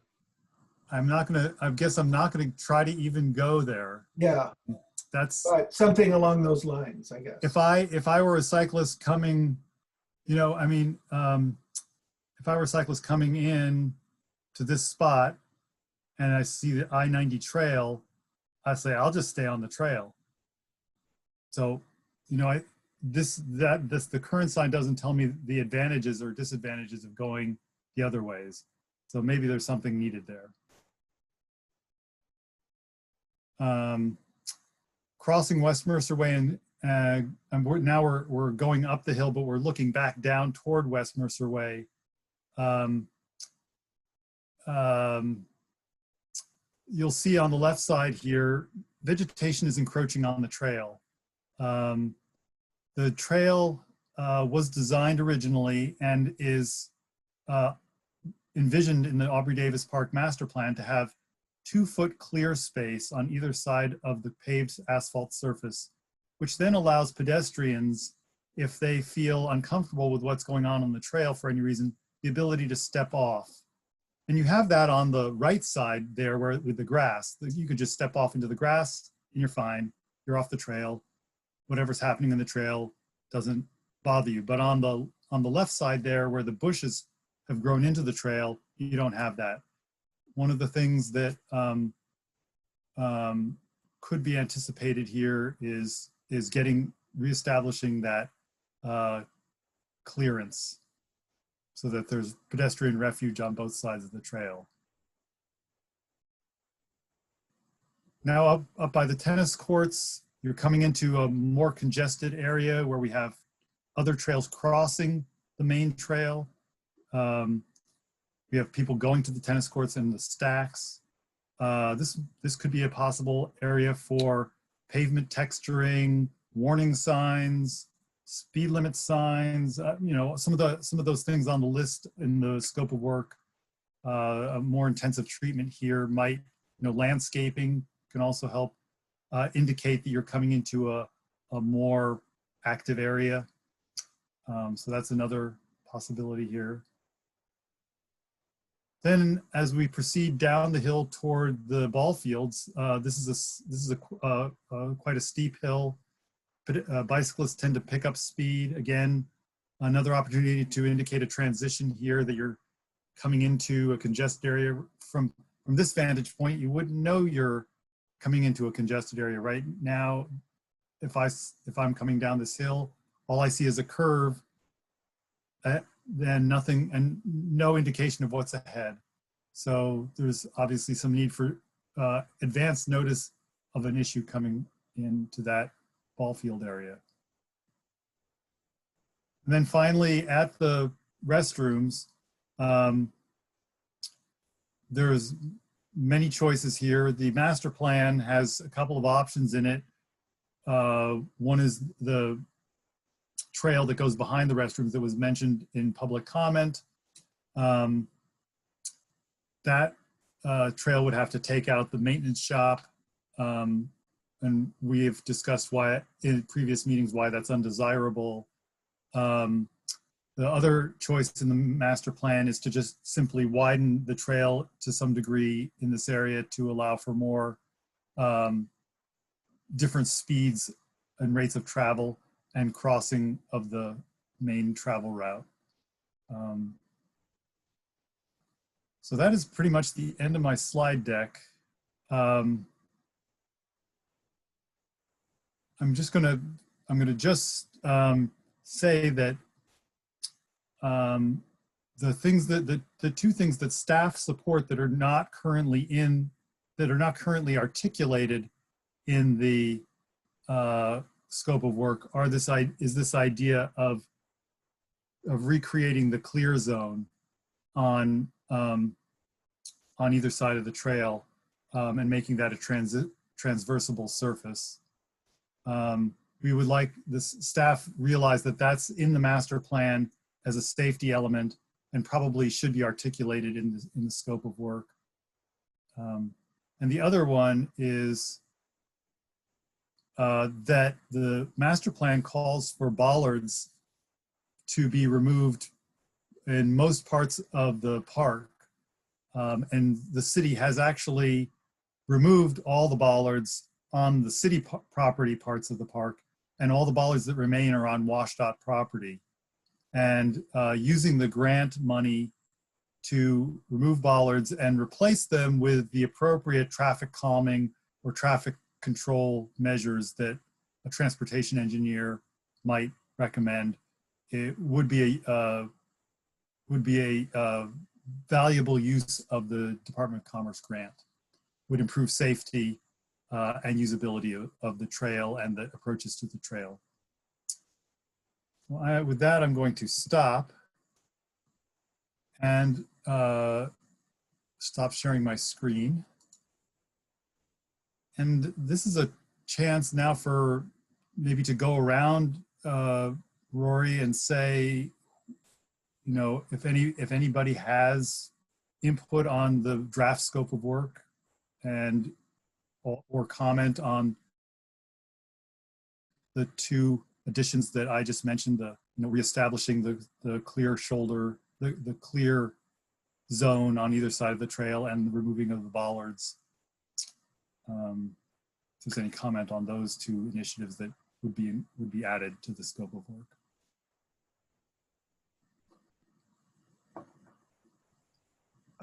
There's a question from Jody, so why don't we start there and we'll go on.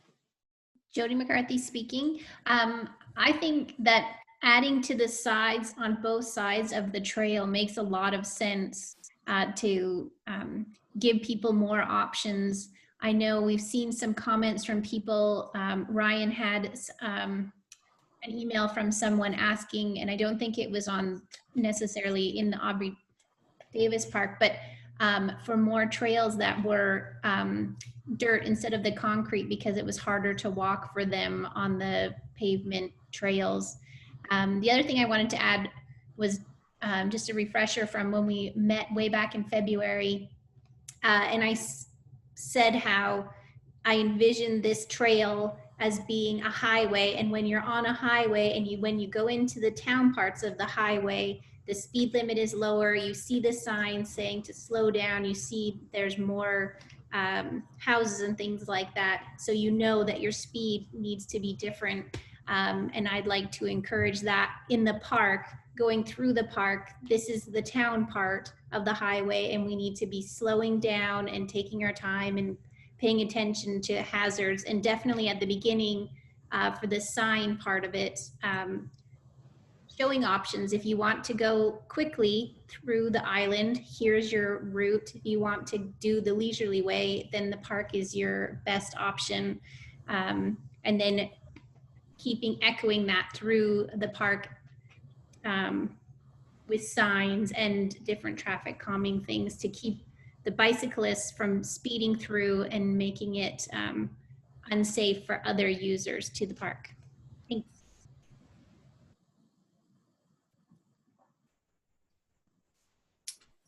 Any other commissioners have a comment they would like to share?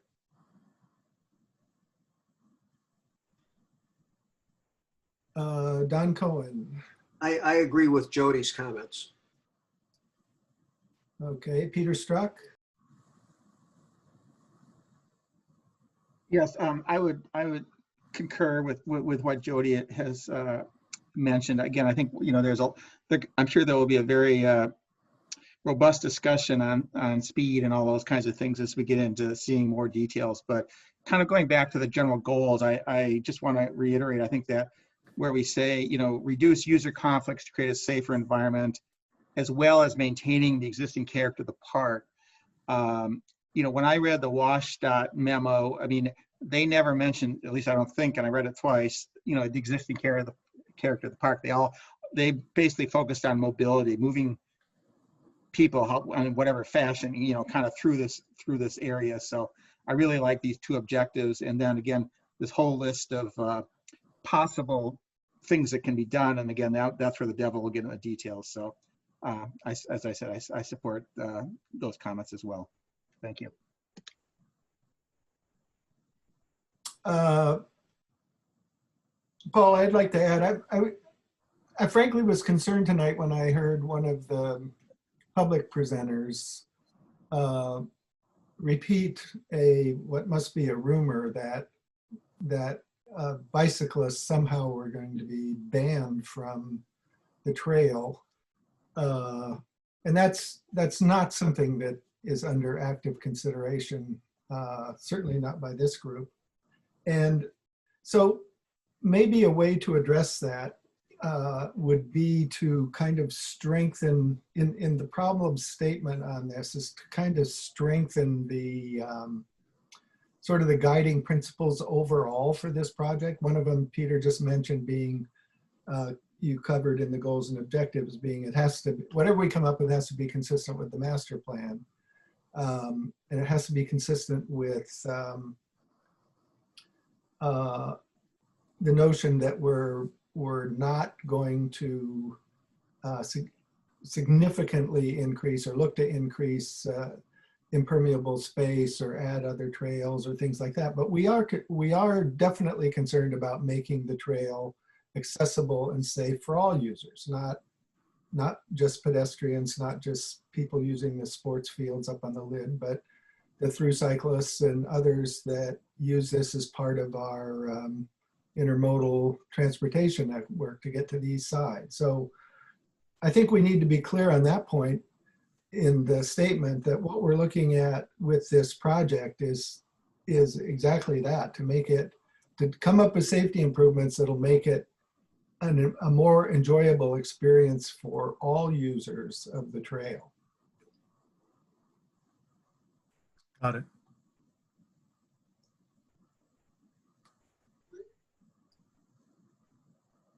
Any other comments? I know it's getting late and people are probably hungry or tired or both.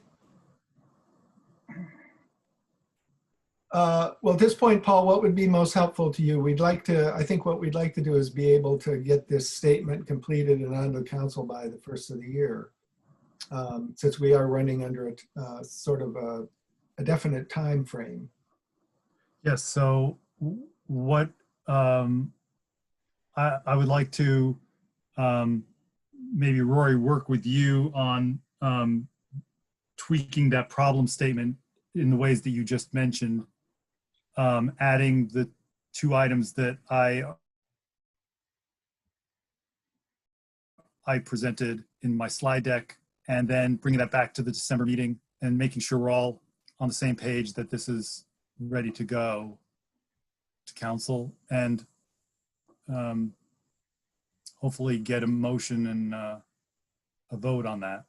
Okay, I would just add to that that any of the other commissioners, we haven't looked at this, it's been months, so it's kind of hard to get back into this after a hiatus of nearly 9 months, but take a good hard look at that draft statement that Paul sent out, and if you do have any suggestions on how it could be improved, how it could reflect more clearly the issues that are concerned to you, is send them to Paul by what, a week from now? That's probably wise with Thanksgiving, and I think probably yes, probably a week or 10 days would be fine. Okay, and then our goal for this one would be for this item would be to bring it back to the December meeting, hopefully, and get a motion and get it approved so we can forward it to council. Again, we're not coming up with specific ideas here, but more the broad outlines of what these grant monies would be used for. But I think it would help to reaffirm some basic principles. Okay, and I'll just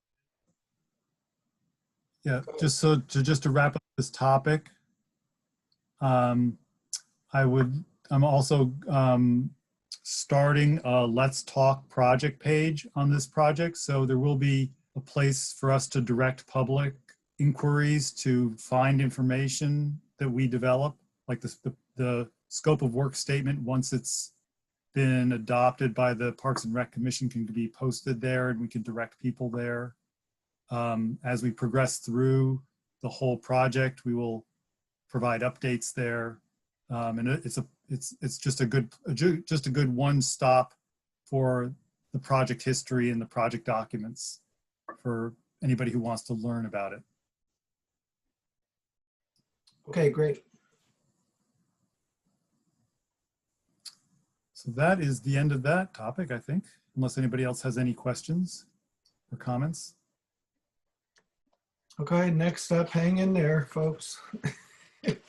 is an update on a Luther Burbank dock repair project, also from Paul. Okay, great. And I'm going to again share my screen.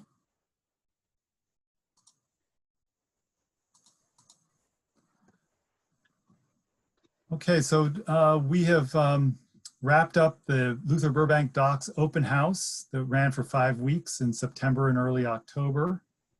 And it's now our hope that the Parks and Rec Commission can be part of developing the preferred alternative. So tonight, I just want to go over goals and objectives.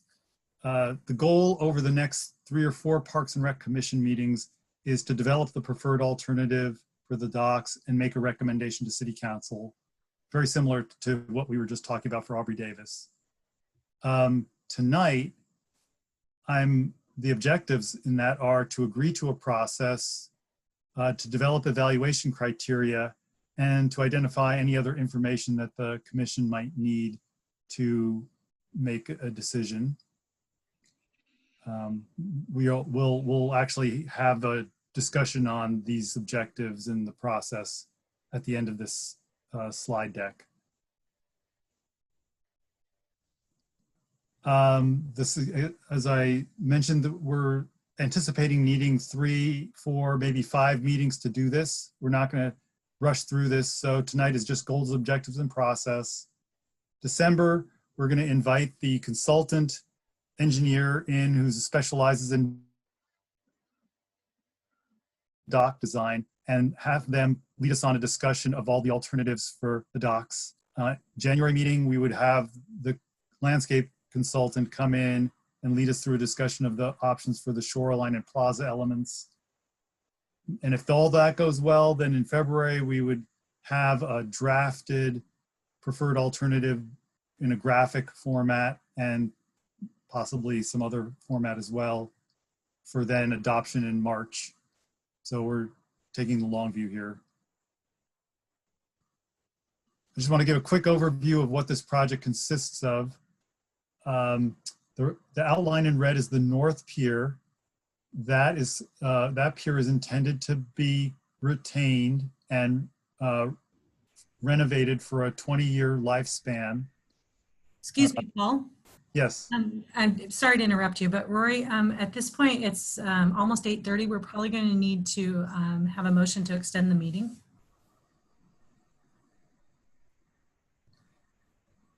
Okay.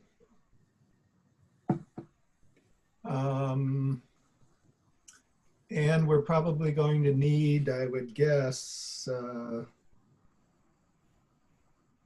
at least 45 minutes, something like that. So may I have a motion to extend the meeting for, let's say 1 hour and hope we can do it in 45 minutes. I'll make that motion, Don Cohen. And is there a second? I'll second, Jody McCarthy. And Tammy, do you want to do the roll call? Sure, thank you. Sorry. Chair Westberg? Aye. Vice Chair McCarthy? Yes. Commissioner Cohen? Yes. Commissioner Gary? Yes. Commissioner Birkenwald? I believe she had to step away. And Commissioner Struck. Aye. Thank you. And that was 5 by my count, right? Correct. That's enough to, okay, great. Okay, please continue, Paul. The area outlined in blue is the southern, what we call the southern piers, which would be replaced with floating docks of some sort. The area in tan or orange is the possible areas for shoreline access improvements, which on the north side would be some kind of beach improvement, and on the south side would be some kind of hand launch for kayaks, paddle boards, canoes, small sailboats. And then what's outside the project is the boiler building, but we'll talk about that in a minute. The timeline we're suggesting, again, for the commission is, just some 3 quick items on context here. The Department of Natural Resources owns the land. They have to be involved in approving anything that we propose. The shorelands are not owned by the city. They were retained by the state. They were retained by the government when the government lot was sold prior to statehood, rather. The existing docks are deteriorating. The issues with the docks were originally uncovered in a 2014 survey. The 2020 engineering survey gives the docks 5 years or less of remaining life. We're going to be doing some short-term repairs this winter, but we really don't have the luxury of time anymore. We have to make a decision here and chart a new course. And the risk that we're taking by delaying is that we lose the overwater coverage of the docks. And what that means is that when the docks become structurally unsound, we have to close them for public safety. When the docks become closed for public safety, the clock starts ticking. You have 12 months to get the docks under repair to be able to be reopened. If the docks do not reopen within 12 months, they're considered derelict. And at that point, you lose the overwater credit that the docks represent. And any docks that are subsequently built are considered new docks and have to be permitted as new docks, including all the mitigation that one would require for new docks, which is enormously more complicated and expensive. Boiler building is not part of this project, but we did do a feasibility study in 2017 that looked at how this conceptually might be converted to a small boat facility per the Luther Burbank master plan. And phase 1 of the renovations, which would be just seismic retrofits and replacing the roof, are in the 21-22 budget. I'm going to say briefly about the Luther Burbank master plan. The Luther Burbank master plan provides the conceptual vision for this project.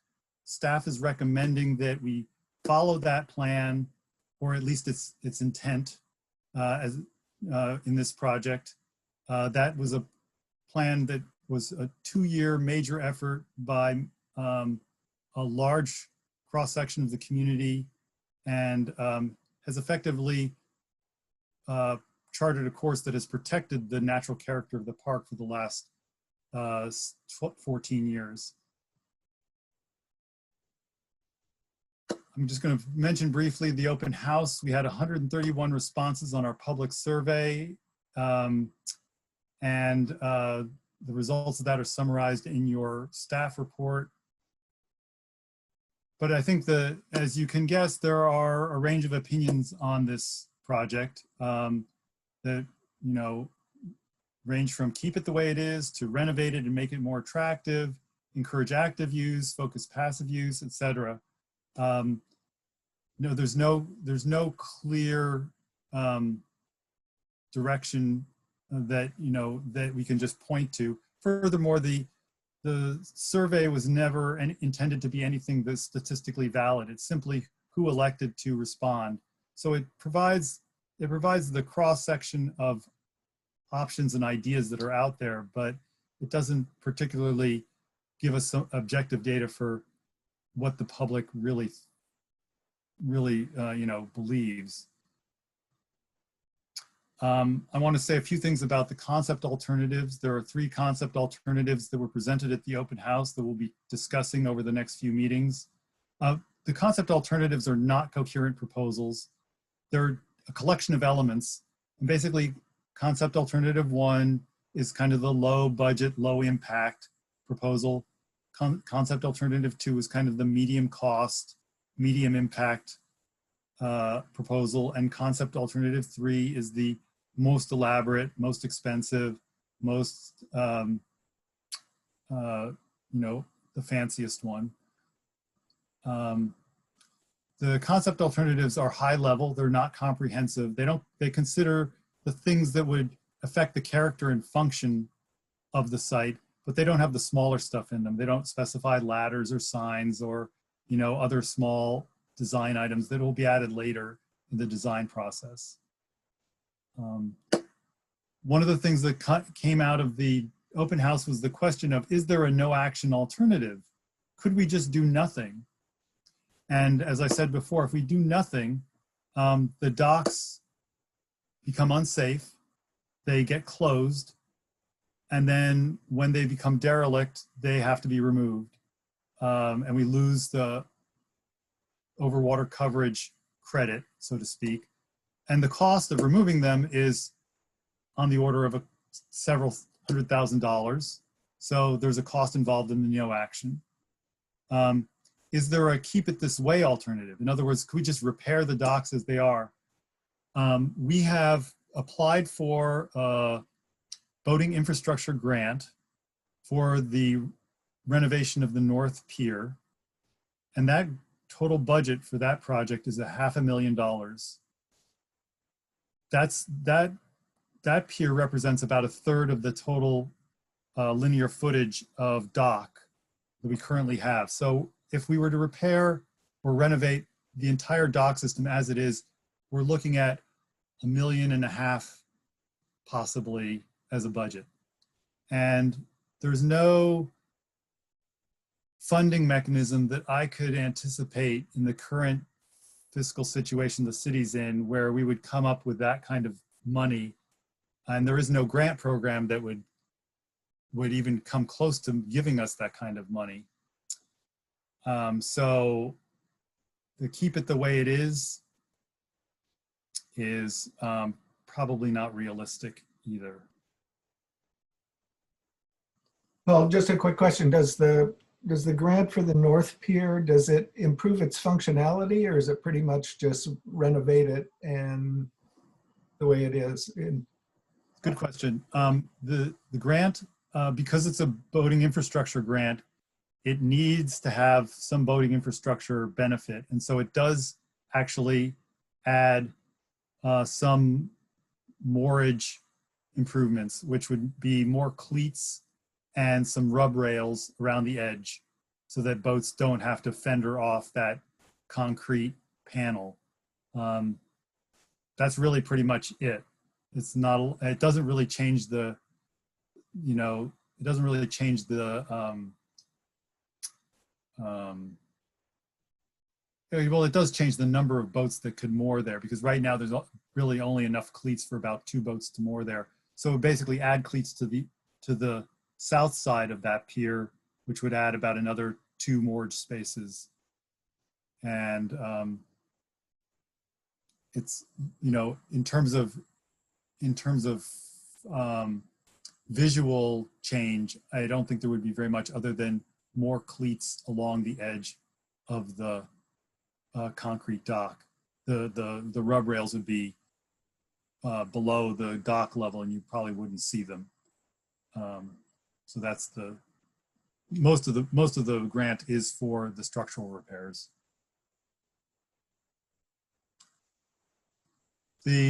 Quickly, just to go over the grant sources that we have available to us, there's the boating infrastructure grant that I just mentioned for the fixed pier. We're anticipating going for a boating facilities grant for the floating docks, which is also currently paying for the majority of the design of those floating docks. We're currently operating under a $173,000 grant for the design process that we're in right now. For the small boats and beach access elements, we would be looking to the ALEA, or Aquatic Lands Enhancement Account, and the Land and Water Conservation Fund, and possibly the Washington Wildlife and Recreation Program, which I didn't put on here, but there's a few other grant sources that are possible for those elements. Those are very highly competitive programs as opposed to the boating programs, which are competitive, but they have a dedicated revenue stream in terms of tax revenue. And so they tend to award more freely than the ALEA and Water and Land Conservation Funds. And so now we're back to the goals and objectives. I want to just pause here and get feedback from the commission on whether this process that I've laid out is acceptable. And then if it is, what I'd like to do is I'd like to take a look at the evaluation criteria that are in your staff report and possibly start the conversation on, whether the evaluation criteria need to be modified in some fashion. And then also have the check on whether there's other information commissioners would like to have in this process of identifying a preferred alternative. So let's start with the process that I've laid out. I'll stop sharing the slideshow and would like to have feedback on that. Can you put up the slide that had the process? By process, I assume you mean the time frame and the. Yes, we'd like the time frame, sure. That for the various meetings. Yeah.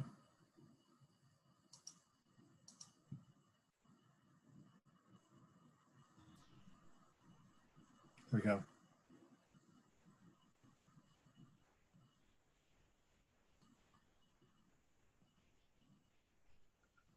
And the March 2021 date is would be somewhere around there where, assuming we followed this process, a revised preferred alternative, at least the commission's view of what that should look like, would go to the council for approval, at which point you can begin to apply for some of these grants. Is that ultimately what we're trying to do? So yeah, that's a good question. What getting a preferred alternative does for us once council approves it is it allows us to move forward into 30% design. And 30% design is what we need to do to apply for permits. Permits take about a year once we get to 30% design. So that's a very, that's a critical time limiting factor. But we would need to have a fund source for the 30% design work, correct? No, we have the boating infrastructure program, or the boating facilities grant that we currently are operating under will cover the 30% design and up to the 90% design when we get to that point. Okay. Or the floating docks.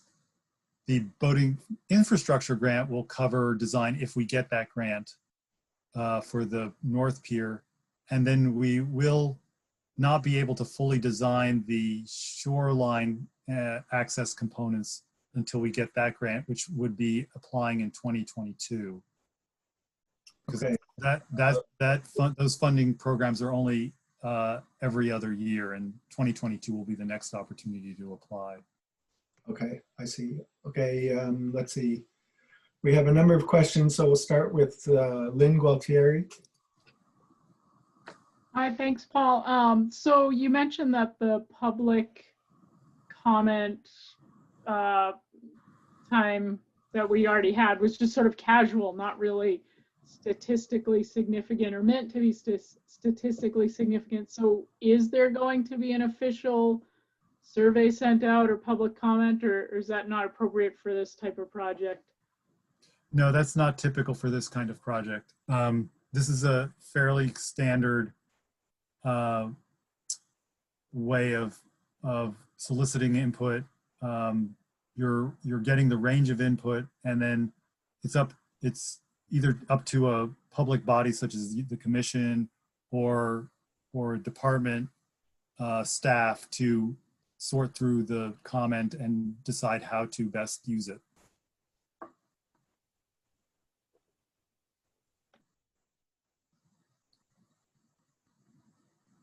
You have a follow-up, Lynn, or? Okay, next is Commissioner Peter Struck. Thank you, Roy. Yeah, just on the suggested timetable, my sense would be is I would, for tonight, you know, we look at goals, objectives, and I think criteria. I don't know about other commissioners, but I spent a fair amount of time on the criteria and probably have 10 or 15 suggestions of additional criteria, as well as kind of how do you go about analyzing it and so forth. I don't know where everybody else is at, but I'd almost think that we'd want to take a little bit more time on this criteria piece, do our homework up front, come back at the December meeting, kind of make sure that that's all buttoned down, and then either start the doc design elements at the latter half of that meeting or do it in January. And so just kind of, basically add another meeting for this overall process. Thank you. And Commissioner Don Cohen.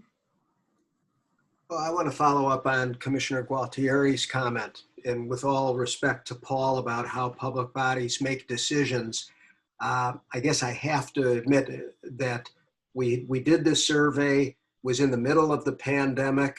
It's admittedly not representative. There are very diverse views about how should we keep things natural, should we not, should there be food facilities of any sort, should there be lighting of any sort, what should be the level of emphasis on large power boats versus human powered craft, costs and everything. I think we ought to be discussing whether, even though Paul is correct legally, procedurally, whether a reasoned decision might benefit from additional public input, in addition to there being time for public comment and a public meeting on this. Now that's my main comment, I think. Okay, and are there any other commissioners that would like to make a comment on this timeline? I would just say I agree with Peter Struck. I think that this is all sort of overwhelming to start tackling the details of dock design elements in our next meeting. I really think we need to be clear about our evaluation criteria and our goals for this project. And so I would recommend too that we take the time we need to get that clear, and that will help considerably, I think, in terms of considering specific elements. And as far as the comments about public involvement, there's a lot of public interest in this, and I'm not quite sure how we would build that into the timeline. I know, obviously it's going to there'll be continued comment on it, and even once it goes before the council in whatever form, it's going to get a lot of public attention. But it does seem like there's a need to make sure that we hear more or give the public as much opportunity as possible to comment on this, because it's in a park that's treasured by everyone on the island and a lot of people from off the island, and it's a big and important project for the future of that park.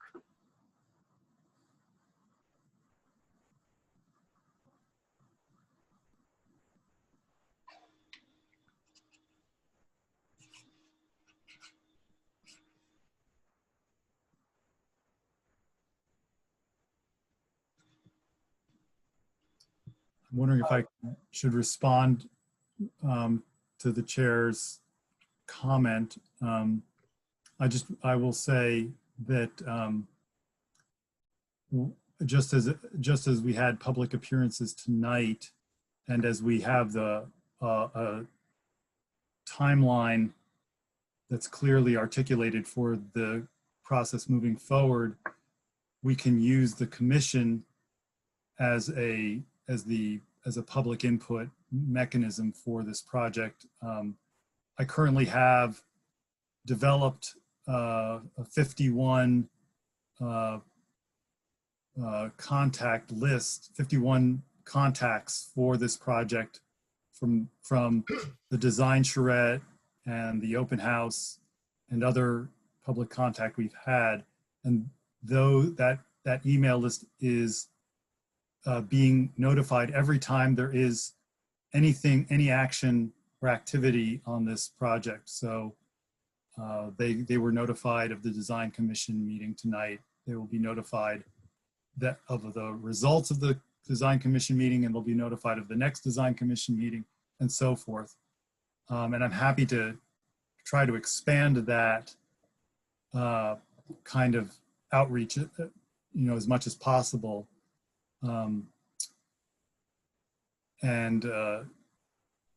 I think, but I'm open to other suggestions for how to get the kind of broad input that the commission is desiring. Commissioner McCarthy has a question. Yeah, in thinking about people getting the information, one thing that struck me when I was reading all of the comments from the people that did do the surveys today is it seemed that people were confused about the options and felt most people thought it was either 1, 2, or 3 and didn't really get the concept that you could pick and choose between the different elements. And also, I don't think that people quite understand, one, that it's not, the property isn't owned by the city of Mercer Island, and 2, that to do nothing or try to keep it the same are not options that are really available to the city in terms of the docks. I'm not sure how we go about getting that information out to people, but it would be good for people to understand that it wasn't just a 1, 2, or 3 and there's no other options, but to help them understand that there's a range in those, in the options, and in terms of, for example, some of the comments, people thought like the amount of picnic tables in option 3 was hard set already, and that the design has already basically been chosen when it in fact it hasn't, and these are just ideas that have been thrown out.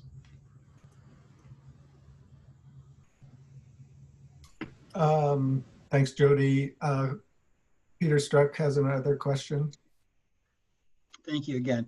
Yeah, I would second the comments about more public engagement. And just a couple thoughts. I think one, the survey itself, there was so many things put in there and so forth. I think it, as other folks have just said, it got maybe not confusing, maybe it did, but it was just kind of overwhelming, I guess is the best word.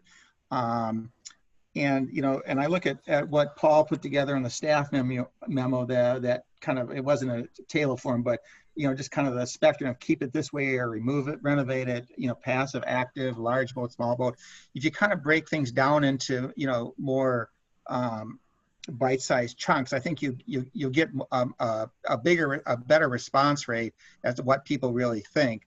And then secondly, I know that the city likes to use Let's Talk for, the variety of reasons that, in terms of control, et cetera, but 131 responses with I think 59 off island, when there's, probably 17,000, 18,000 voters or adults, plus, the total population is 26,000. I mean, I just don't think we're getting a good representation, I guess is the point. And so I would just throw out there again, Nextdoor or Facebook, you're going to get a much better, I believe, I might be wrong, you're going to get a much better response rate, because those people, I think a lot of people are just in the habit of looking at those online platforms, you know, on a, maybe not a daily basis, but much more frequent basis. It really takes a lot to go to Let's Talk, because it's just not top of mind for people, because so many of the things, you know, it's you know, half the stuff they're not really interested in, and then it just goes on and on. So that's my 2 cents on, you know, how do you kind of solicit input. Thank you.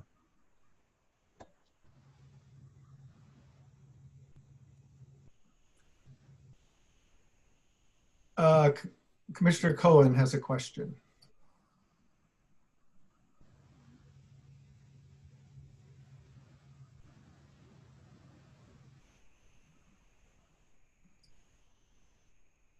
Go ahead, Don. Sorry. This might be more on what we might want to have in addition to what we have so far informationally. But on the on public opinion, it might be useful to know how much time would it add to the time frame, and what would it cost to actually do a statistically significant survey.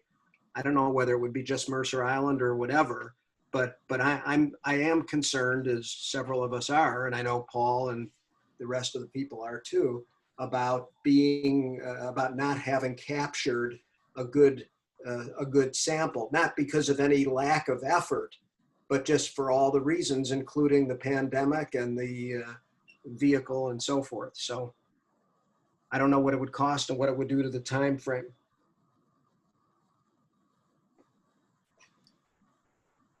Okay, and then Lynn Gualtieri has a follow-up question.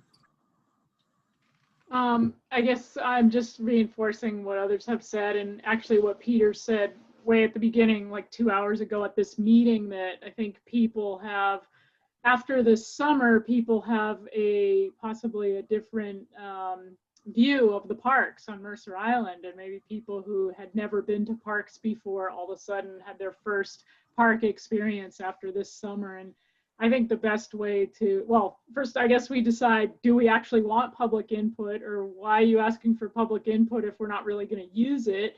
But to actually be down there, and I know those signs were down there, but to actually be down there in the summer, you get the people when they're right there. I mean, as well as Facebook and all that stuff, but I mean, that's no better way to do it during these busy summer weekends in a normal summer.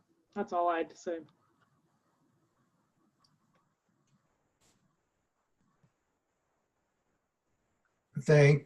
Thanks, Lynn. I'm looking to see if there's other questions.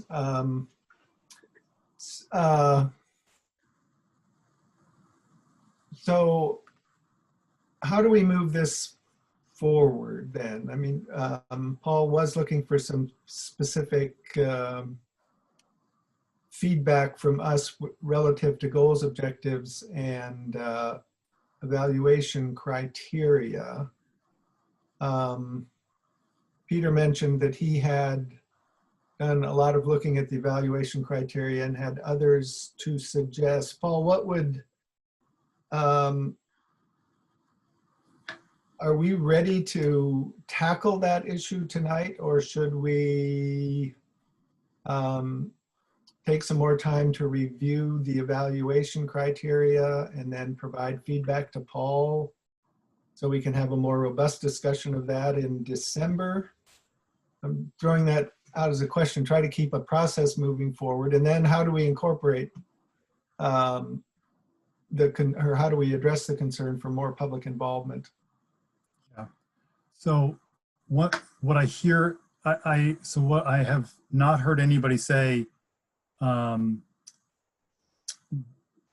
know, object in principle to the process. I've heard that we want to take more time on the criteria, maybe you know, delaying or, you know, adding that into the December meeting and delaying the other topics to later meetings. I think it'd be, you know, it would be useful tonight to at least, I don't think we need to take a roll call vote, but just we're in principle agreeing to you know, this as a set of meetings that the commission takes on for the next several months. And that is progress. I think that spending, as you and Commissioner Struck suggested, for spending the time at the December meeting on the criteria makes sense to me. Possibly tabling that until then seems reasonable. We can come back and look at what the choices are for additional public input, and you know, talk about the public involvement plan that we do have for this project, and what was done, because I haven't been able to, you know, I didn't have take the time to do that, and what, you know, and what is typical for a project like this, you know, compare it maybe to other projects, compare, you know, I hear the opinion that the number of respondents to this survey seems inadequate, but what does that compare to for other projects that use similar survey techniques? You know, so there's a bunch of information that we maybe could develop that might help the commission understand better what the value of what we do have is and what they might want. So maybe we just December is just on criteria and public input, and that's what we do for December. So I would just throw out the question, how does that sound? Do any of the other commissioners have a thought on that? I think, particularly, I think given the concerns expressed tonight, Paul, it would be helpful to have that bigger picture of what was envisioned for the overall public involvement process on this project, and what we can foresee going forward, and then determine whether or not we need to make additions to that somehow, and how those would be done, and then focus on, before we wade into specific elements, focus on really what are the key criteria that we need to all be in agreement on as we start to looking at some of these design elements. Sounds good to me. Any other comments? Yeah, I have one, Rory. Oh, sorry, Don Cohen. May I speak? Yes, sorry, I turned my mic. Oh, okay. Is part of that, would staff be able to bring back to that meeting some ideas of how one might go about obtaining more public viewpoint, assuming that the commission decided that it wanted to consider that, you know, despite the historical information and comparative information? As it seems to me, that's something I would think staff can give some thought to, or others can give some thought to, so we don't lose time on that if that's the way the commission wants to go. Yes, we can bring back that information. Okay, Commissioner Struck has another question. Comment. Thank you. So Paul, just two things. One, on the 2017 boiler building study that you mentioned. Mm-hmm.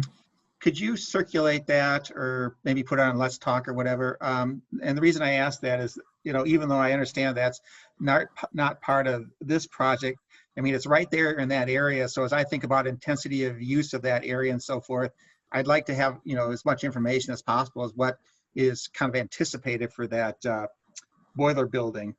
And then secondly, if you could just kind of spend a couple minutes on the kind of the criteria matrix that you've laid out, just conceptually, kind of how you would for whatever the list of criteria is that, you know, that will end up with it, but just kind of how you would see that somewhat filled out. I mean, the questions I have is, you know, one, right now, you know, the way it's set up, you know, it's kind of de facto, every criteria is kind of equal weight. And I would think you would want to have a different weighting scheme based on the various pieces, and some are more important than others.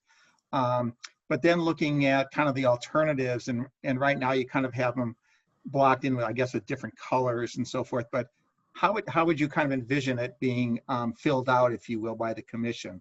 And obviously we can change it, but just kind of what's the starting block? I'm going to share. Okay, while you're pulling that up, Jody McCarthy had a question. I just wanted to have to clarify. So in order to go forward to be in a position to be getting the grants and things like that, do we need to have a set specific design that the public has had input on, or are we putting the cart ahead of the horse by wanting to get more public comment on it? I just want to understand that, Paul.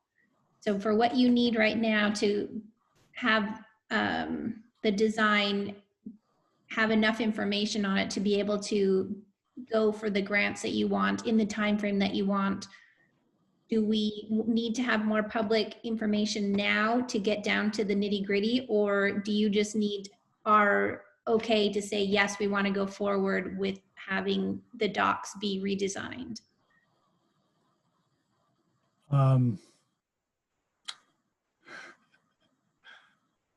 Okay, I'm trying to do two things here, and it's making it hard for me to do anything. Why is this not?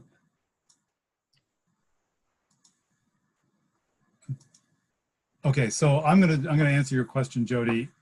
And what I think you're asking is, are you asking, do we need to do a conceptual plan? Do we need to have this conceptual alternative articulated by, or to move forward? And the answer is yes.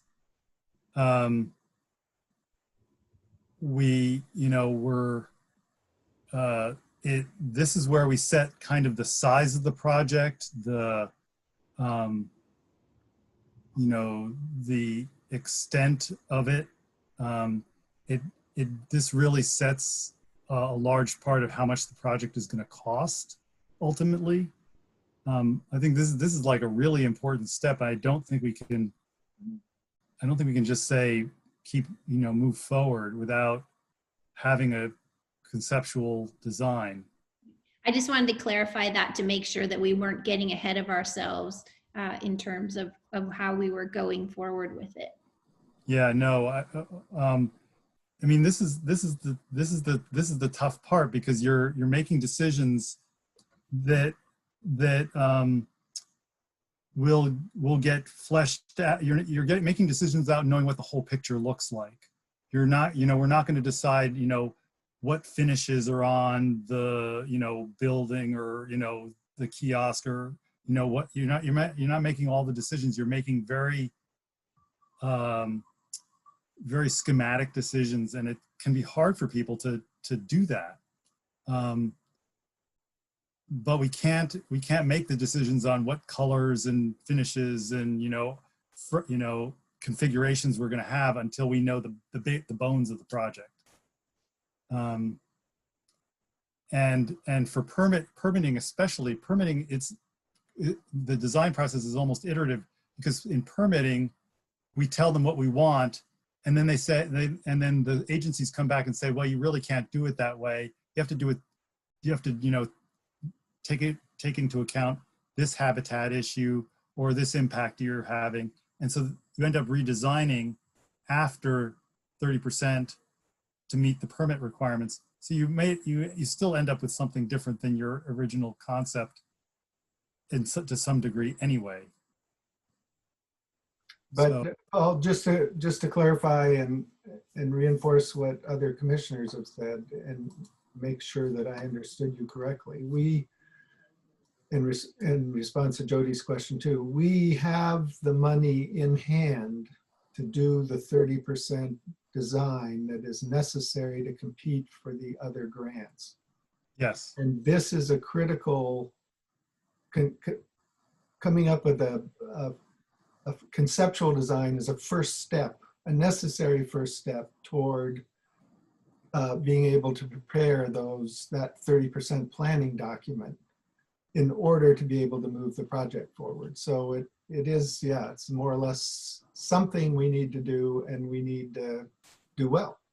Yeah, and you know, we're trying something new here, because what typically happens, you know, I've been doing this for 30 years, and what typically happens is that the consultant goes away, takes the public input from the design charrette and the open house and the survey, and the consultant comes up with a preferred alternative draft and presents it to staff usually, and staff say, you know, tweak it this way, tweak it that way, and the consultant goes back, tweaks it, and comes up with a revised preferred alternative, and that usually does not go through much of, you know, sometimes it goes to council, sometimes it doesn't.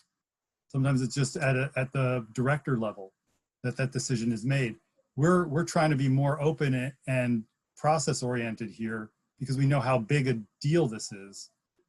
So we're, you know, this is more public engagement than a typical design process usually has. I mean, we have very little design process on like streets or sewers, you know, that's, you know, but you know, something like this, which is a, you know, a public amenity that is going to be used by a wide cross section of people and has lots of different functions, it's complicated. And so we do need to take the time to kind of look at all the options. The other thing I want to say about the design, the criteria,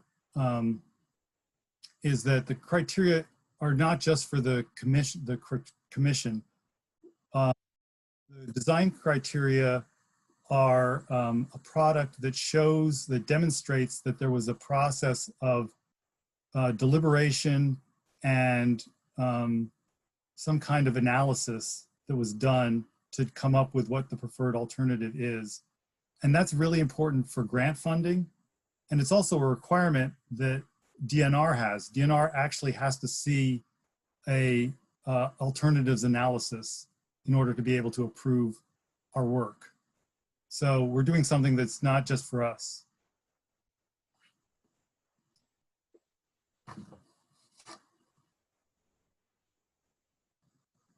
So I'm totally fine with taking the time. This is important, and it's, you know, I think it's time that will allow, what we spend the time now.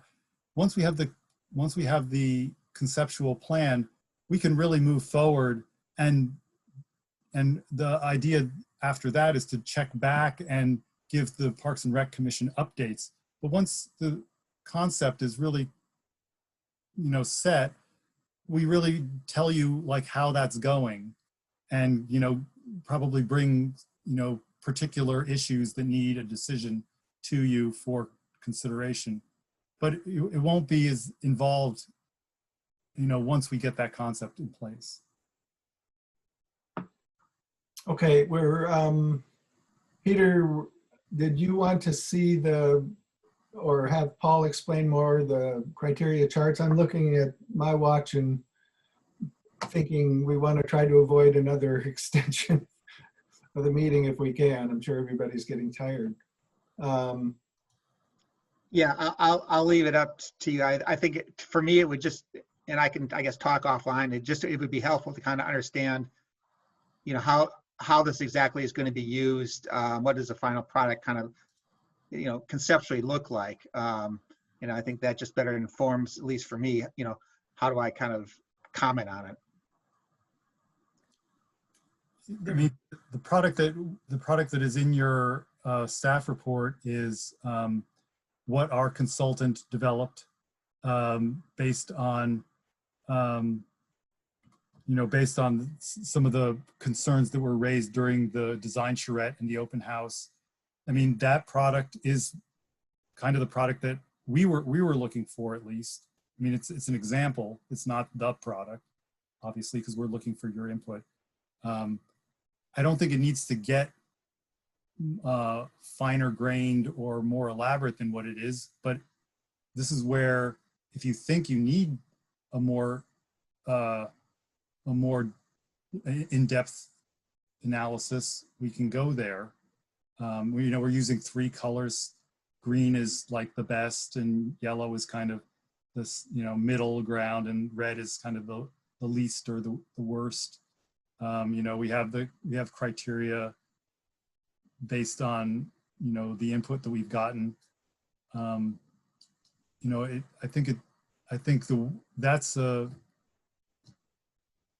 That's a significant product that could be used. It's not going to tell you what decisions to make. That's still up to the commission. It just is a framework to be able to talk about why you would want something over something else. I think your ideas, Peter, about prioritization, or just even, grouping them into like, these are the most important criteria versus these are the, middle importance, and these are the less important, maybe not a singular linear ranking, but some kind of grouping of the criteria might be very useful to kind of see where we're at. We can do that in December. Well, why don't we do this again? I think that sounds like a good idea to me, as we, and I would, if any of the other commissioners want to chime in on this, please do, but that we plan in December on taking kind of a deep dive into the whole issue of criteria. And we can start with the presentation that you have provided, Paul, and then, or Peter, if you wanted to take a shot at, trying to reflect some or think about them and think about the criteria differently in terms of priorities or ones that are missing or that kind of thing. So we try to come out of the December meeting with agreement on criteria for evaluating the project. And in the meantime, and also at that meeting, we'd have more information from you, Paul, on the overall public involvement plan. And you were going to get out the boiler building feasibility study too, so we could, every commissioner would have an opportunity to take a look at that and get more background on that particular piece of the project. That sounds good. Does that sound like where we are? Does that sound okay? And we can just do it nodding heads, I think. Great. Yeah. Okay. All right. Thumbs up. All right. Great. Anything else on this particular item? I think that's it. Thank you, everybody. Thank you so much, Paul, for all your work. So we have 2 items to left on our meeting. The first is to talk about our next meeting time and date. So I believe the date is set, so it's scheduled for December 3rd, but a number of boards, because of their meeting remotely via Zoom, have changed their meeting time to start earlier. Say 5 or 5:30, something like that. So the question is, do we want to do that or stick with the 6:30 start time that we have been using? Any thoughts? The time doesn't make much difference to me. If we went earlier, that would be fine as well to me. Whatever works best for everybody else. Earlier is fine with me. I like earlier too. Okay, and by earlier, do you all mean 5:30, an hour earlier? Would that work? Okay, then just to formalize that, I guess we should do a motion and a second and a vote. Rory, could I provide a quick staff perspective for you?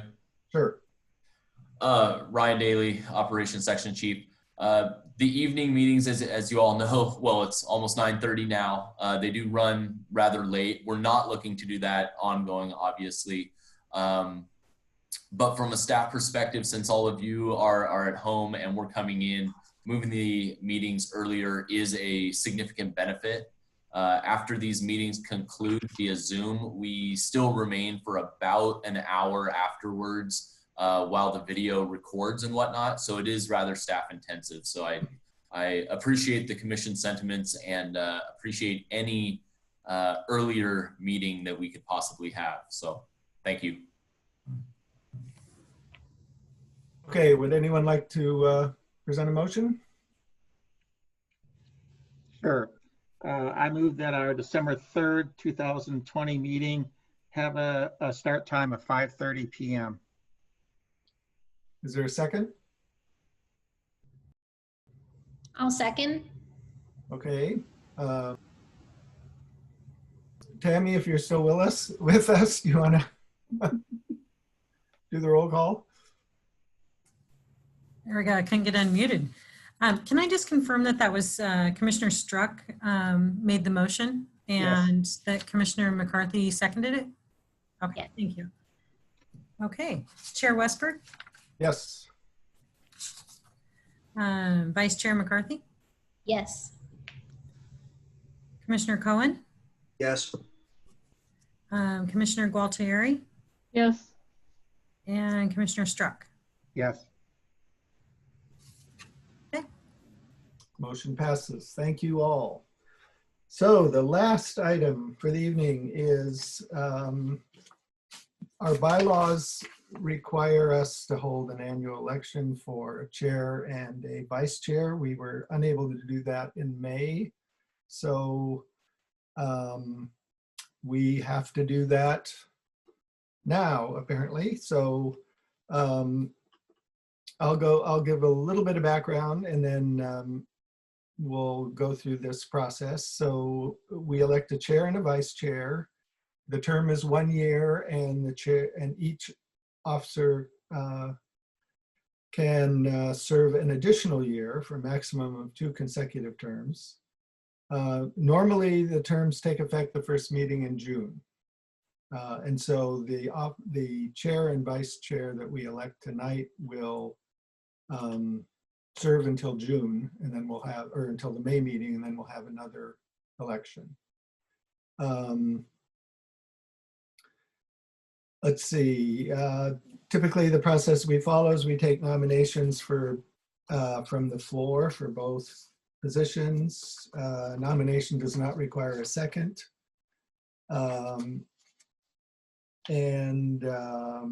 Voting takes place in the order nominations are made, and if there's more than one candidate, we would do a roll call vote. Tammy would do that. If there's only one nomination, we can vote on that nomination by a voice vote or thumbs up, as the case may be.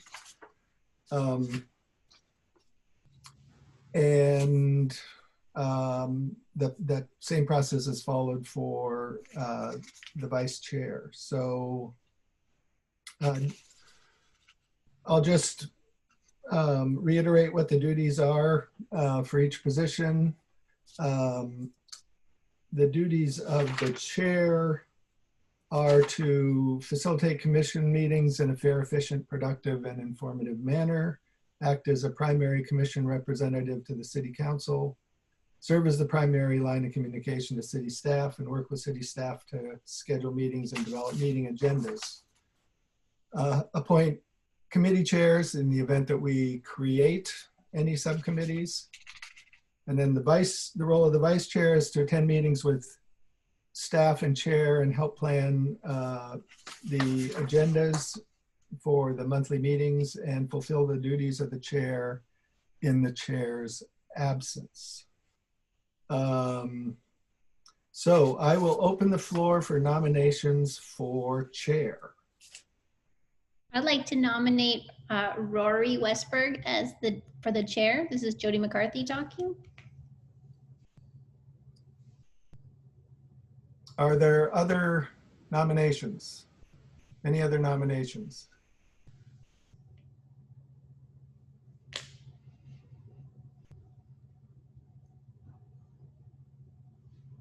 Seeing no other nominations, the nominations are closed. And since there is only one nominee, we can do this with a thumbs up, I think, if you want. So hold your thumb up. All right. Tammy, are you counting thumbs? I've counted all 5 commissioners still present. So Commissioner Westberg, McCarthy, Cohen, Gualtieri, and Struck. Okay, great. So we will repeat the process for vice chair. Nominations are now open for vice chair.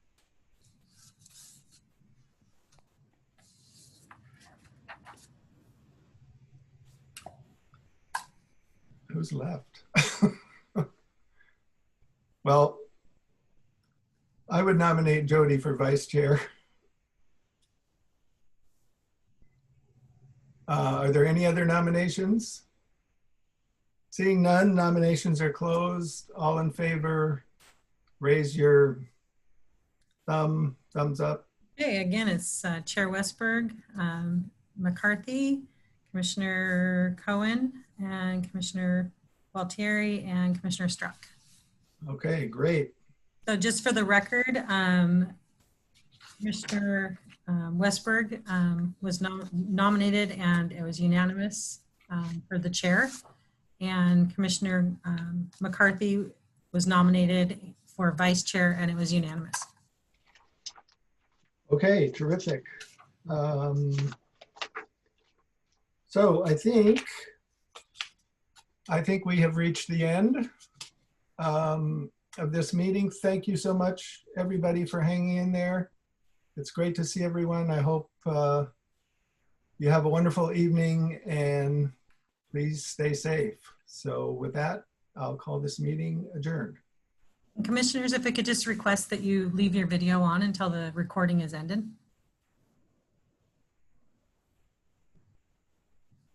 Okay, thank you again. Thanks.